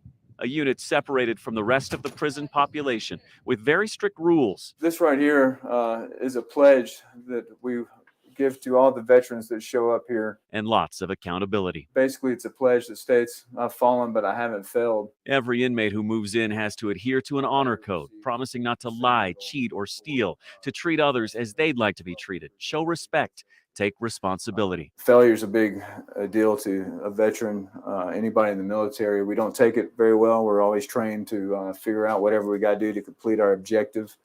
And so coming to prison is a really big hit, as you can imagine. And with that responsibility, the reward of being treated like they're part of the solution and not part of the problem. This is a picture of all the vets. Our first 2 months in here, we all went outside and they allowed us to take a picture together, which was unheard of at the time. Everybody that's gone to the parole board since the inception of this unit has been granted parole. Wow. Yes. That says something. That does say something. Daryl is one of the founding members of the Veterans Unit. Prison staff relied on him and others to make it work and to help new arrivals. I've become sort of a mentor to some of the younger vets that are coming in and trying to get them back on the straight and narrow. These guys, when somebody first shows up here, Walker and several others actually welcome the guy. That doesn't happen in prison often. They make sure he has everything he needs. These guys all look out for each other. You know, once you get used to that kind of stability and structure that the military has, and you get kind of released into society, you don't know how to act. Guys like Levi here, who served 8 years in the Army, did a tour in Iraq and another in Afghanistan, and was injured in an IED blast. Then he came home and got caught up in drugs. I take full responsibility and I deserve to be here. And William, who suffered a traumatic brain injury in Iraq, he came home and was convicted of vehicular homicide 4 years ago. There's never going to be a right because I can never bring that victim back. But I just hope that the victim's family can see that I'm doing everything to the best of my ability to make positive changes. Like right here, these plants were dead. Prison officials say one of the keys to making positive changes is making this place seem less like prison and more like home, in big ways and small. There's a nice zucchini right there, my friend. Look at that. On the outside, the veterans have their own private space, a back patio, where they've started a vegetable garden. I'm from the city. I never saw nothing like that. They're growing their own food. I can show you some pictures in here that we took when it was nothing but a field here. With seeds they actually saved from the fruits and vegetables they're served at lunch in the prison cafeteria. I was actually surprised at the number of men that have never planted anything in their lives. May not seem like a big deal, but it is. And that's what this program is about. You know, even though we're still in prison, but it kind of gives us a head start, you know, kind of puts us back into normal life before you get back into normal life. I mean, it's nothing normal about being behind this fence and all this, but to be able to come out and show that we can, you know, have some pride and some respect, you know, that we trying to do right. My current parole plan, let's make sure we have all the information. Seeds of hope are what's taking root on the inside, where they've got support. I'll make sure our facility parole officer's on board with this. I'll explain to him what's going on. Help from professionals and volunteers, a crash course in getting ready for life after prison. Once we get that final approval, then we can go forward and let the parole board know where we're at. After nearly 2 decades behind bars, Daryl is about to be a free man. He has networked with one of the other guys that actually helped us get this program going. He's going out to a job. He's already put a down payment on the place he's going to live. And a lot of that networking was a direct result of this program. Of course, no part of the program can prepare him for some of what's in store next. I've never held a smartphone or a laptop or anything like that. I'm somewhat concerned. Failure is not an option for me. So I will do whatever it takes to successfully complete the parole. But I will be honest and say there's a little bit of fear and trepidation of success. But if success means becoming the kind of man he was in the military, Daryl and dozens of others in Unit 32 have already succeeded. The goal now is to spread the experiment to other segments of the prison population, giving those inmates who are willing to do some real heavy lifting the chance that comes with changing your life and lifting the dark cloud that has hovered for so long. So that maybe one day they too can experience what it's like to drive past that razor wire fence, leaving behind the only life you've known for so long. It's the first van ride he's been where he's not cuffed up. And get the chance to start over.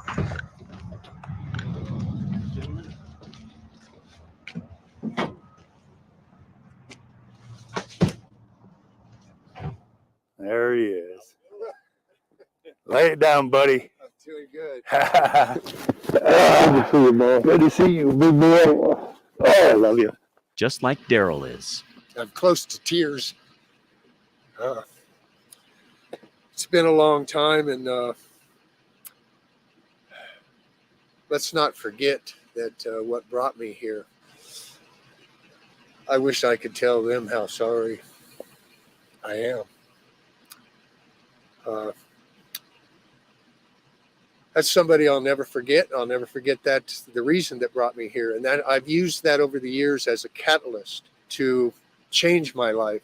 And from that point on, I've done everything that I can to change the man that I was into the man that I am now. And hopefully for the better.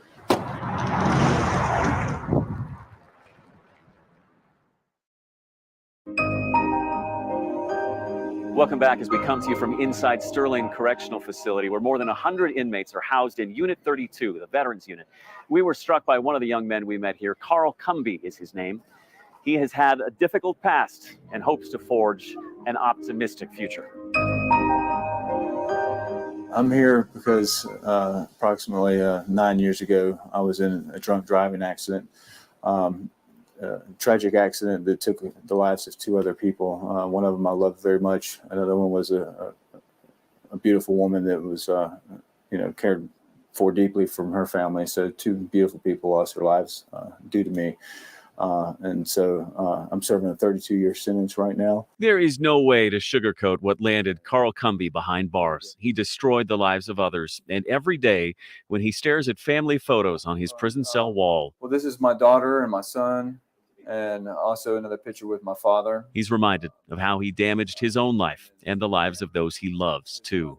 But a while back, this veteran who served 5 years in the Navy and once even got a medal for helping save the lives of 12 fellow sailors realized he had a choice. I have to believe maybe I'm here for a reason, and I have to make the best of it in order to make amends for that. That's why he decided to start using his time to help get Sterling Correctional Facility's Veterans Unit off the ground. It's given me purpose and drive that I didn't have for a long time. After the accident, I was lost. I was in shock. I didn't know what to do. I was basically being warehoused here. Just did my time. How are we doing, sir? Finding a purpose is exactly what the executive director of the Colorado Department of Corrections, Dean Williams, wants for every prisoner here. If you've raised your hand and said, man, my life been a mess. I get it. It's screwed up. That should mean something different. Williams came to Colorado nearly a year ago from Alaska, brought here by Governor Polis to oversee the billion-dollar Colorado prison system and to reform it. He says there is a ton of research that shows you get better results when you normalize the prison environment, make it more like the outside, and make it less traumatic. One of the guys told me when he was talking to me, it was like, Director, sometimes I forget and I'm in prison here, and I'm like, exactly. It's exactly what I want. I'm sure there are those who say they should remember they're in prison. They broke the law. This is the punishment. What do you say? I understand people who have that feeling. I just respectfully disagree, and here's why. There's other systems have tried this. We're just going to make prison as harsh as we can possibly make it. The problem with that is that you make the prison more dangerous, not just for the people who are living there, but the staff who have to work here. You end up driving higher recidivism rates. You make people worse than when they got here. In many ways, this veterans unit is a test lab. If you're one of the good guys, it should put you on a different trajectory. If you're one of the knuckleheads who can't figure it out when you're here, yeah, then maybe you're going to do every day. Williams hopes to see other segments of the prison population get some of these same opportunities to change their lives around. And he believes it can be done while still holding prisoners accountable for why they're here in the first place. I can't do anything about the past victimization. It's not dishonoring to those victims to say, hey, that person is here and I don't want them victimizing anybody else. I can't help what happened in the past, but we can help what happens with that person who's here and provide a second chance. Not a gift, but a second opportunity. Treat a man as he is and he'll stay that way. If you give him something to strive for, then he'll strive for it. A second chance Carl is grateful for. He once was proud of himself. Through hard work here in prison. Just about to complete my associate's degree here in Sterling, and I was asked to be a member of Phi Theta Kappa, which is an academic honor society. And with the help of his fellow veterans, he hopes to get some of that pride back again. We don't want to come back. That's the plan. That's pretty simple. Is, get in here, deal with your issues, get out and stay out. And that's what we help guys do in here.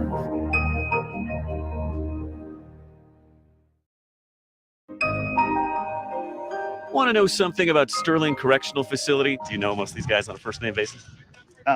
We go by last name. Oh, do you? Okay, yeah. Just ask Associate Warden David Sherbarth. He can rattle off this prison's biography from memory. Our capacity is 2,488 men. We are a multi-custody level facility. We range everything from minimum up to close MCC, which is the highest custody level in the state of Colorado. He knows what kind of men are incarcerated here, and he's seen what it takes for them to succeed when they leave. And when someone gets out, there are three main things they need. They need a roof over their head, they need a job, and they need support. That support part at Unit 32 has been a priority for Sherbarth for the last year and a half. In fact, the Veterans Unit was his idea. Because not only is he a 30-year veteran employee in the Colorado prison system who's seen what works and what doesn't, but also because he's a military veteran himself. You served your country. Do you feel in some small way that this is continued service for you, helping get these guys a second? Everyone in this country, quite frankly, I don't care which side of the political aisle you're on, all of us owe every veteran in this country and those that have given the ultimate sacrifice, we owe them all thanks for what they've done. All right, sir, as part of our unit. And he's not the only one here who can relate. The case manager in Unit 32, Janetta Reinick, she's a veteran too. My service, I served in the United States Army as a Black Hawk mechanic for 3 years. When she heard about the new approach to help military men behind bars, she couldn't wait to be involved. Sign me up. I see some value here. I've already seen some change in the guys, so let's see what we can do with this. When you have staff members and inmates clamoring to be part of something radically different, you know, you must be doing something right. When you get the privilege to go on a journey with one of these guys and actually see the change, I can't express how incredible that is. Just reminding them of what they used to be and what they are capable of helps just kind of propagate this sense of belonging and the camaraderie that you see it every day in that unit. Stick around. We'll be right back. Yes, good girl. If you want to improve attitudes, Yes, good. Down, Galway. Having a dog around is a great place to start. Galway, let's go. Sterling Correctional Facility's no exception. Stop. Just ask inmate Anthony Carcel, who spends his days training Galway here as part of the prison's Canine Companion Program that readies dogs here on the inside for families on the outside. Basically, what we do is we do just obedience training and manners training. Anthony has been here at Sterling for the last couple of years, but he's been locked up for a long time. I was convicted of second-degree murder back in 2001. So I've been incarcerated for 18 years. And in January of 2020, I'll be eligible for community corrections. A Navy veteran, Unit 32 has helped him understand the importance of making the most of every day behind bars, so he's ready when he enters the real world. Galway is helping with that. I mean, it's given me a skill. I've received my master trainer certificate and a lot of experience with dogs. I'm very confident in my dog training. And it has already opened up a employment opportunity, actually, upon my release. Funny thing is, Anthony never used to understand how attached people could get to animals like this. Never fully understood the bond between man and dog. Recently, actually, about 18 months ago, I told myself, I'm going to try to love this dog, really love the dog. And I started doing that. I started talking to the dog, laying around, just really receiving the dog's love because they love us.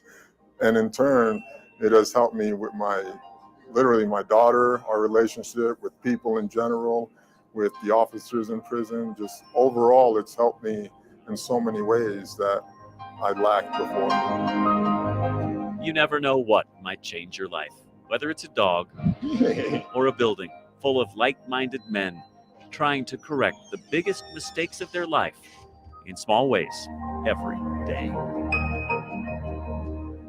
They served their country, and now they are serving time. But from behind the electric fence and those prison bars, these men are finding hope for a future. From inside Sterling Correctional Facility, I'm Jeremy Hubbard. Thanks for joining us.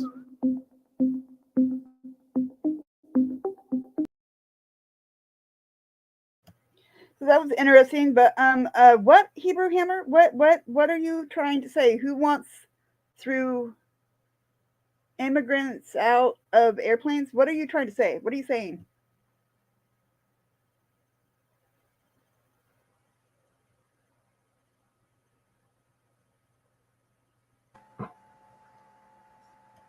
Well, Eric wanted everybody to see that video. Well, I think it's bullshit because I call bullshit. That it was a fluff piece for the fucking news, and that was it. The prisons aren't all that bad of a place to go. No, Eric wanted everybody to see that video. Yeah. It's in the. If you go over to the video, you can look in descriptions, and that's where it says it at. So I'm just telling you where I got the news, where I got the info. So I want to share a piece of information with everybody in the feed and with you guys. So before 1924, the United States had open borders. So anybody's family who came here before 1924. 1924? What was happening? 1924 is when our borders were closed. What was going on in 1924? We were still riding horseback, wasn't we? No, we had cars. We had the Model A. Model A? God damn, we had to have 24. Well, hell, no wonder they let anybody come across. Now, they wasn't going to make it in no damn Ford Model A. That thing's going to break down. So they were like, yeah, come on. Hell, they knew wasn't nobody going to get here. Come across the damn desert. Where was you going to go when you got here? Now the government opened up. Hell, anybody shows up and gets a check. Hey, you know my one buddy up in New York? They was bringing bus loads in, right? So he goes over there and films it. They got them going into the sign up and get an ID, and then they can leave out of there and go next door and register to vote. No, they cannot. That is insane. That is such a bunch of crazy bullshit. I've never heard such bullshit. Oh, well, he said they was going into the voting place. They're fucking lying. Whoever told you that is a fucking goddamn liar. Video. It's on the video. You can watch them. Just because they happen to have brown skin doesn't mean that they are not registered or not a legal citizen here. No, you couldn't tell. I know damn well they're not showing people coming off of, from asylum seeking, I'll have to coming send you here the and link. getting an ID and then going in and voting. That's fucking bullshit. I don't believe you. Not a fucking 100. Maybe they was getting a driver's license. They was getting ID. They don't even have to know who you are. You just go and tell them any name you want and get an ID. It's on my Yeah, but it buddy's used to be page. like that for us too. Fucking not too many years Well, ago. damn, I want to go get me a new ID. Then go get one. I got to get across the border and come back somehow. Well, then do it. But I Hell don't no, believe a that's a second long word of it. walk. They I give gotta them walk. literally their ID is tagged and it states who, what they are. That they are not a U.S. citizen. It says right there Hey, on I the wonder if ID, they're not a checking their, U.S. citizen. you think they're getting a swab for DNA? Why are you tripping about people fucking immigrating here who are literally immigrating here to as refugees, as fucking climate change, which is something that the whole fucking world is. When it's our turn to fucking immigrate north and they tell us fuck you, I'm gonna be the first one to tell you, sorry, you gotta stay fucking there. Hey, I'm not going to Canada. I'm not going any farther north than the Georgia line unless I need to shoot Well, up to cool, but you Valdosta. know what? Free fucking will. That's way over fucking any goddamn fucking law or rule or fucking imaginary fucking border.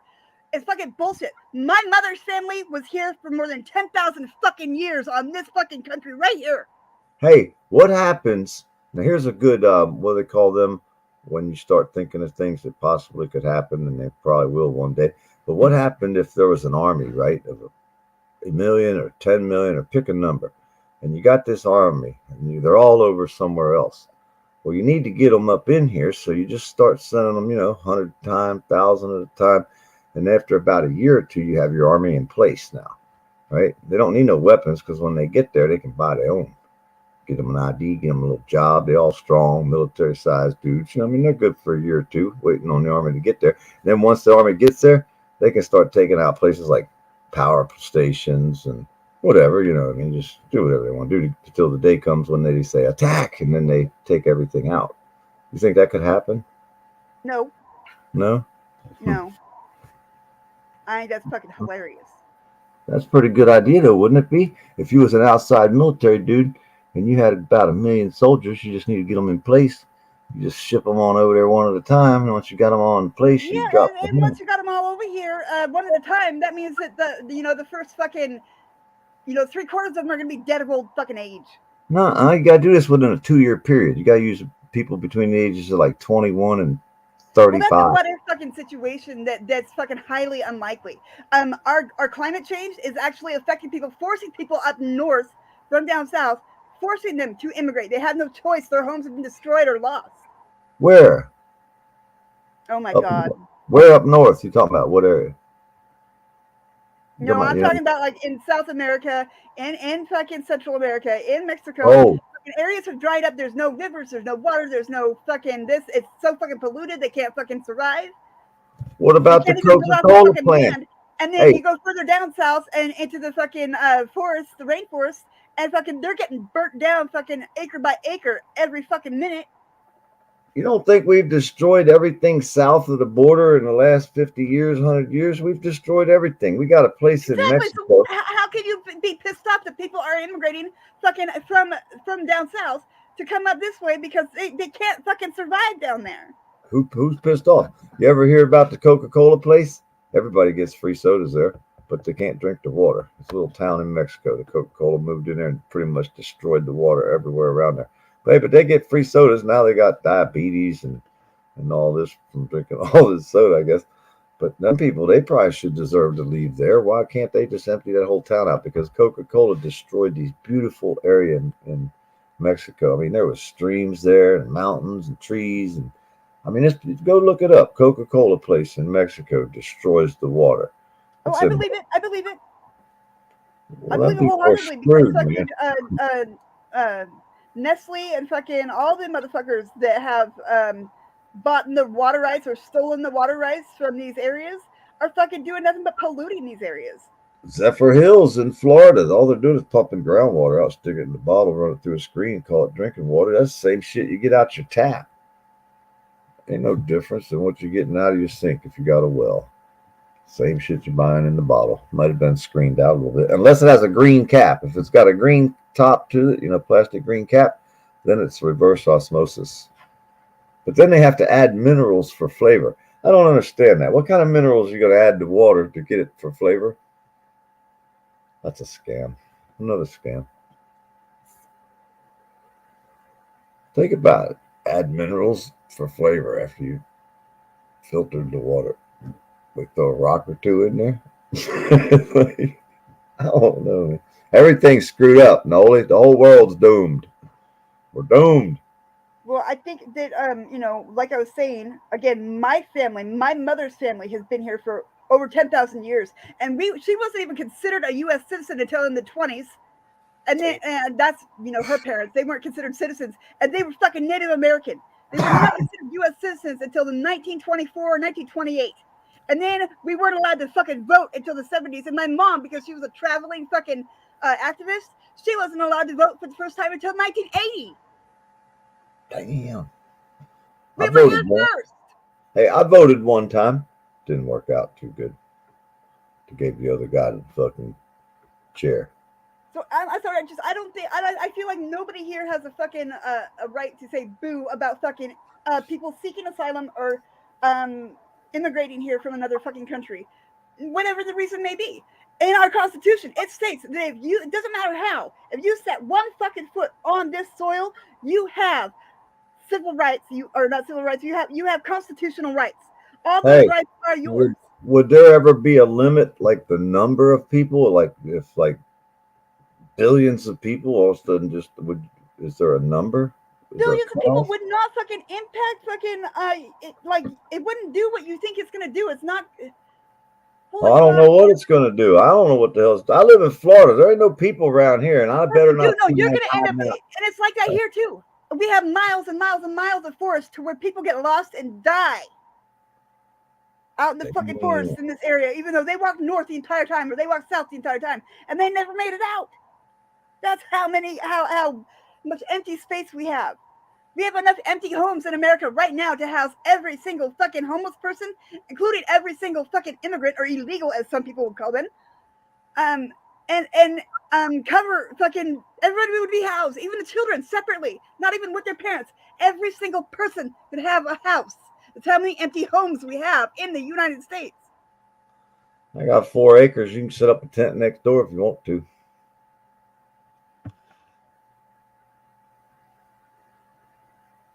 You should see all the area in North Florida. It's wide open. It's 45 minutes to get to Tallahassee. It's pretty much trees the whole way there. Exactly. So it's not like we're running out of fucking room. There's no room to put people. There's tons of fucking room to put people. And the thing is you know what?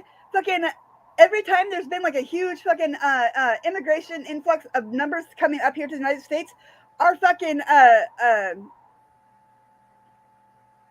our country actually does better, makes more money, fucking more jobs open up because more businesses open up because there's more fucking people here. And so How the hell we making money if we economy, it's not fucking doing anything bad to the economy. And they're paying taxes. When they work, they're paying taxes, but they're not able to collect any of it back at the end of the fucking year because they're not a citizen. So hey, they just gave themselves from them out of their paychecks, but they don't never get none of it back. Hey, They cannot be on welfare. They're not allowed to be on fucking welfare. There's laws against that.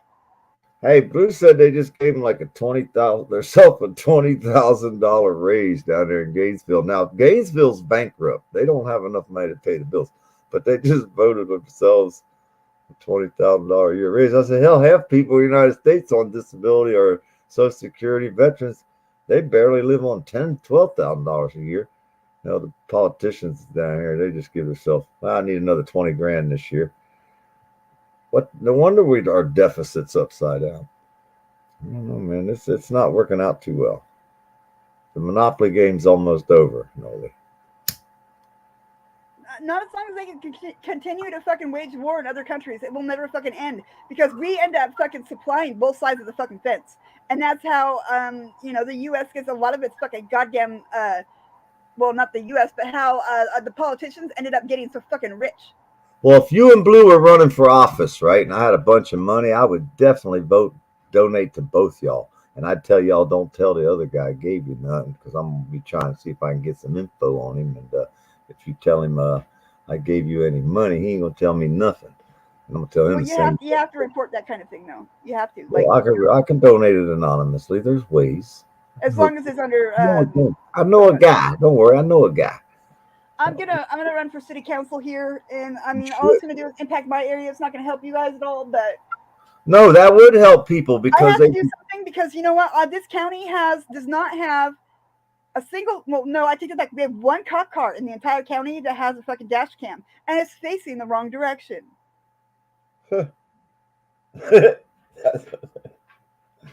Hey, that would be great though if everybody that really cared got into these offices. Eventually, you'd get a foothold, and by one person doing it, someone else might get a tinge of jealousy, and then someone else might do it. And that's why I say like Acura Amanda, she's about wore out her welcome down there. She needs to get up off the camera now and get up in on the paperwork side and run for some kind of office or some kind of seat. Hebrew Hammer was saying that first, and I was like, you know what, that'd be perfect for someone like her, because she's pretty professional. You're pretty professional. You could probably keep from grabbing them by the throat, Noli. I don't know how long it would last you, but you get a hold of one at least eventually, probably. You'd be too close to. There's not a single We'll person just put a on the stick city through council her right wheel now so that she has can't that move forward. they all hate me. What's that, Noli? Everybody on my city council, including my mayor and shit, the chief of police here, they all hate me. They fucking cannot stand me at Oh, all. well, then you could probably get it voted in because they all hated Hebrew Hammer when he ran for commissioner, too. And he still got elected. They didn't like it. See, that's the kind of people that would vote for you because they'd be like, wait a minute. She'll shake shit up in there. This girl ain't playing. You know what I mean? And that's the kind of people society really wants the government to act right. But most people are afraid of them. People like me, well, I'm too damn stupid to be afraid of them, I guess, because I have no fear of their dumbasses. I know what they can do. They've already done pretty much everything they could do to me at least once. So it ain't new to me. You know what I mean? So, yeah, you would be perfect to run. And the people of your town, you wouldn't even have to spend no money. You just have to get out there and talk to some people.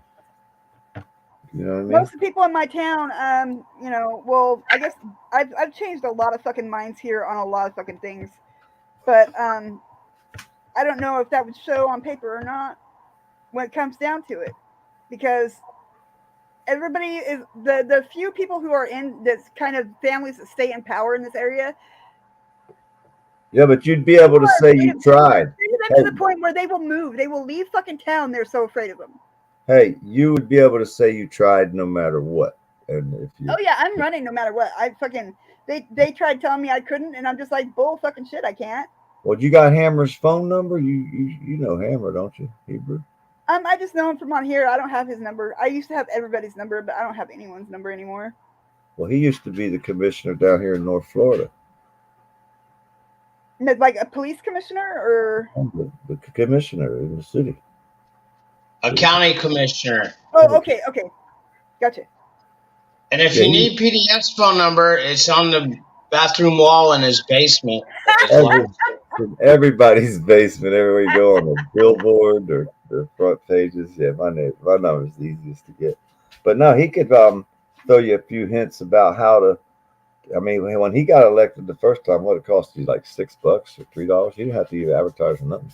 You just had to pay for the filing fee, and yeah, you could bust a move with a fin, with a $5 bill. You can bust a move. ready to go. $5, you in the door. All you need is the votes now. You know what I mean? You don't have to spend a lot of money to run for these offices. You just got to get out there and talk to the people. See what I mean? Oh yeah. Oh, I know most of the people in this town. Well, see, there you go. All you got to do. I'm advocating for fucking ADOS members for. So when you going to file? Huh? When you going to file to run? You got a time coming up? Is there? I still got like a year and a half, 2 years. All before it's Yeah. Well, maybe one of them will fall out early, and there'll be an open spot, and you can Or jump. somebody will just drop out, and fucking I can apply, but then I'd be relying on the votes of the people who are on the fucking council, and like I said, really? You don't love me. Well, that ain't. I don't think that's how it worked here. Like That's I how said, they do it here. If somebody quits in the middle of their term, then they put out an ad and say, hey, if you want to come here and do this, write us a letter and tell us why you think you do a good job, and then we'll have a meeting and we'll talk about you and we'll pick you or not. And then you finish out that term, and then you can run the following election year. Yeah, I think they run a vote here or something. I don't know. I say there's a lot to it, but if people started doing that instead of standing on the hoods of cop cars, maybe we could get something done, don't you think? Well, yeah, that's why I'm doing it. Yeah. We need to get fucking those goddamn dash cams and body cams in every fucking cop in this goddamn city, and then beyond that, every fucking cop in the county. And they got to stop being able to turn them off and mute them and hold their arm in front of it strategically where you can't see anything, because they know where to hold their arm to get it blocked.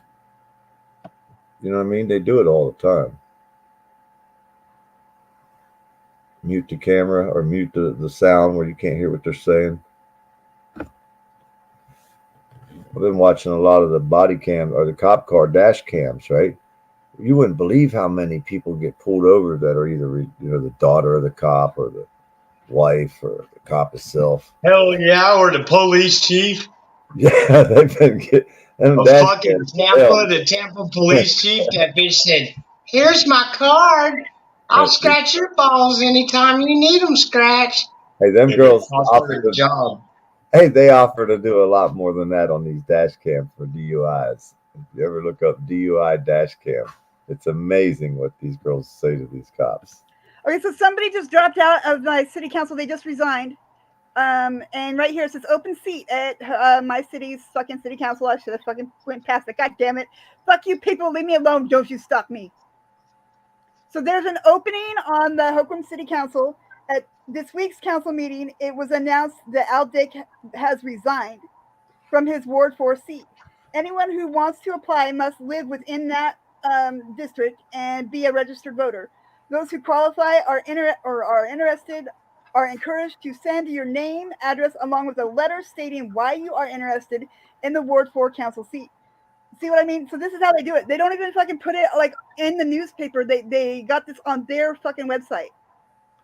Well, you need to get on it. Well, I'm not in Ward 4. I'm in Ward 6. Oh, shit. Yeah. We have to move. We need some donos, y'all. Throw her $100,000, somebody, quick. We need a new house. We got to put her over here in the Ward 4. I'm planting a dono tree orchard right now just for that purpose. I'm getting my shovel out now. Start digging the hole for my dono tree. Damn. So they get to pick whoever they want to be in there. See, that ain't fucking. That'd be the first thing you'd have to vote to change up in there. Yep. Somebody quits, they should run a special election. Exactly. Yeah. Even if it's done online, for fuck's sakes. No, everything else is done online. They can give everybody in the United States a damn $1,500 check online. They could get everybody in town to vote. If you don't have a computer, call somebody. They'll send somebody by with a tablet to knock on the door. Here, just fill it out. So many ways. Things will change like that. You know, you can't call anybody anymore. They did something that anybody that takes credit cards has to have some kind of a data phone line. You can't have like a regular phone line no more. They passed a law that you can't take no credit card numbers over the phone. So that means the regular phone just isn't safe, right? Or why would they want you to have a data line? Something like that. I don't know. They just passed that law recently. I started calling places and nothing worked. I couldn't pay no bills, nothing. I'm like, what the hell's going on? All of a sudden I start reading about it and then I find out they all have new phone numbers. It's like, what the hell? But I knew something was going on. Oh, wait, they gerrymandered again. Hang on, I might be in Ward 6. I can't tell. Where the hell's my street? Oh, it said Ward 4. Well, I can't. I make this bigger. These dirty sons of bitches. I live in the... You live where? In the state of Florida, which is a state of nevermind. That's our ward. Mental health ward. It's Welcome to Florida. The abbreviation is WTF. What does that mean? I heard that before, didn't I?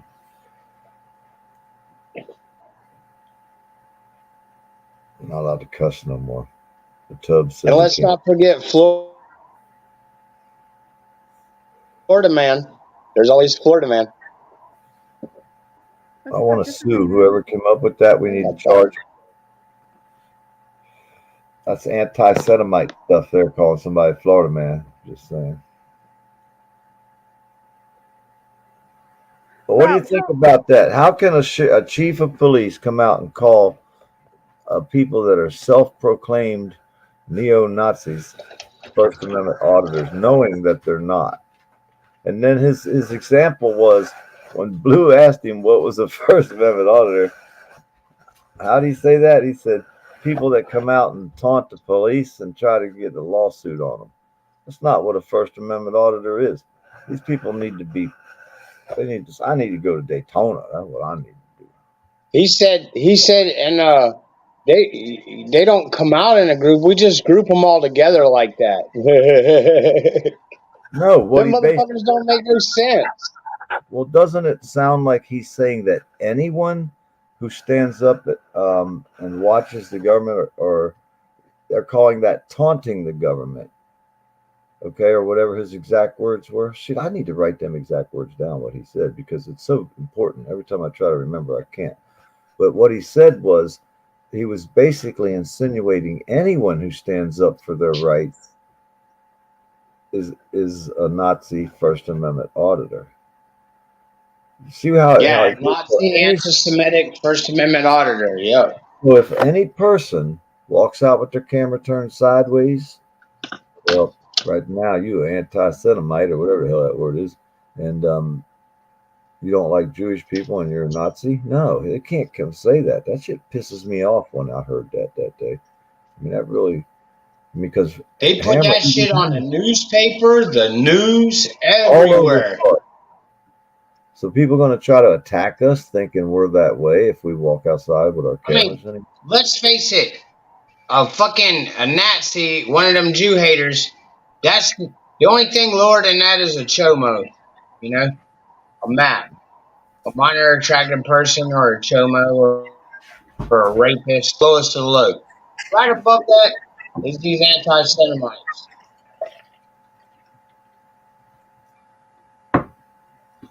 Well, you're not allowed to call somebody a racist if they're not, if you're a chief of police. So how could you call somebody that?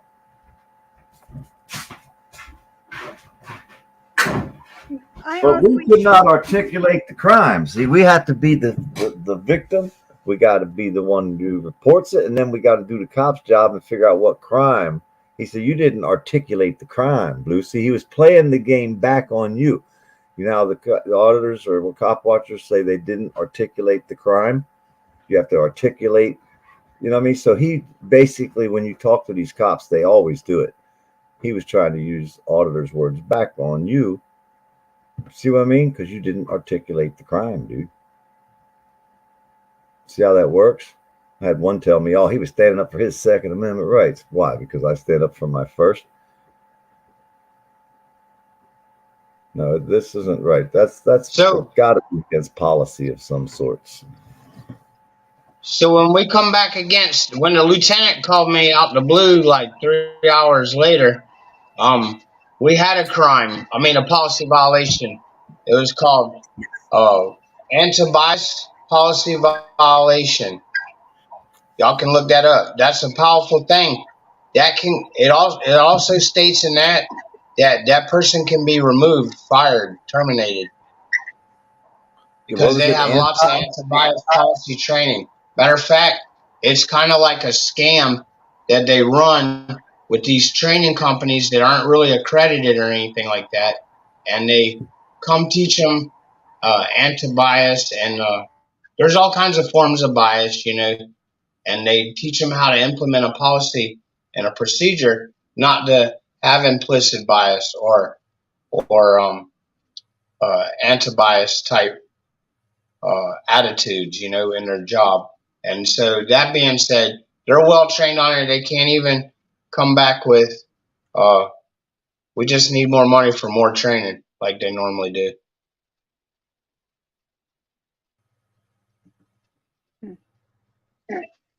I think there's more training bullshit needs to fucking come to an end.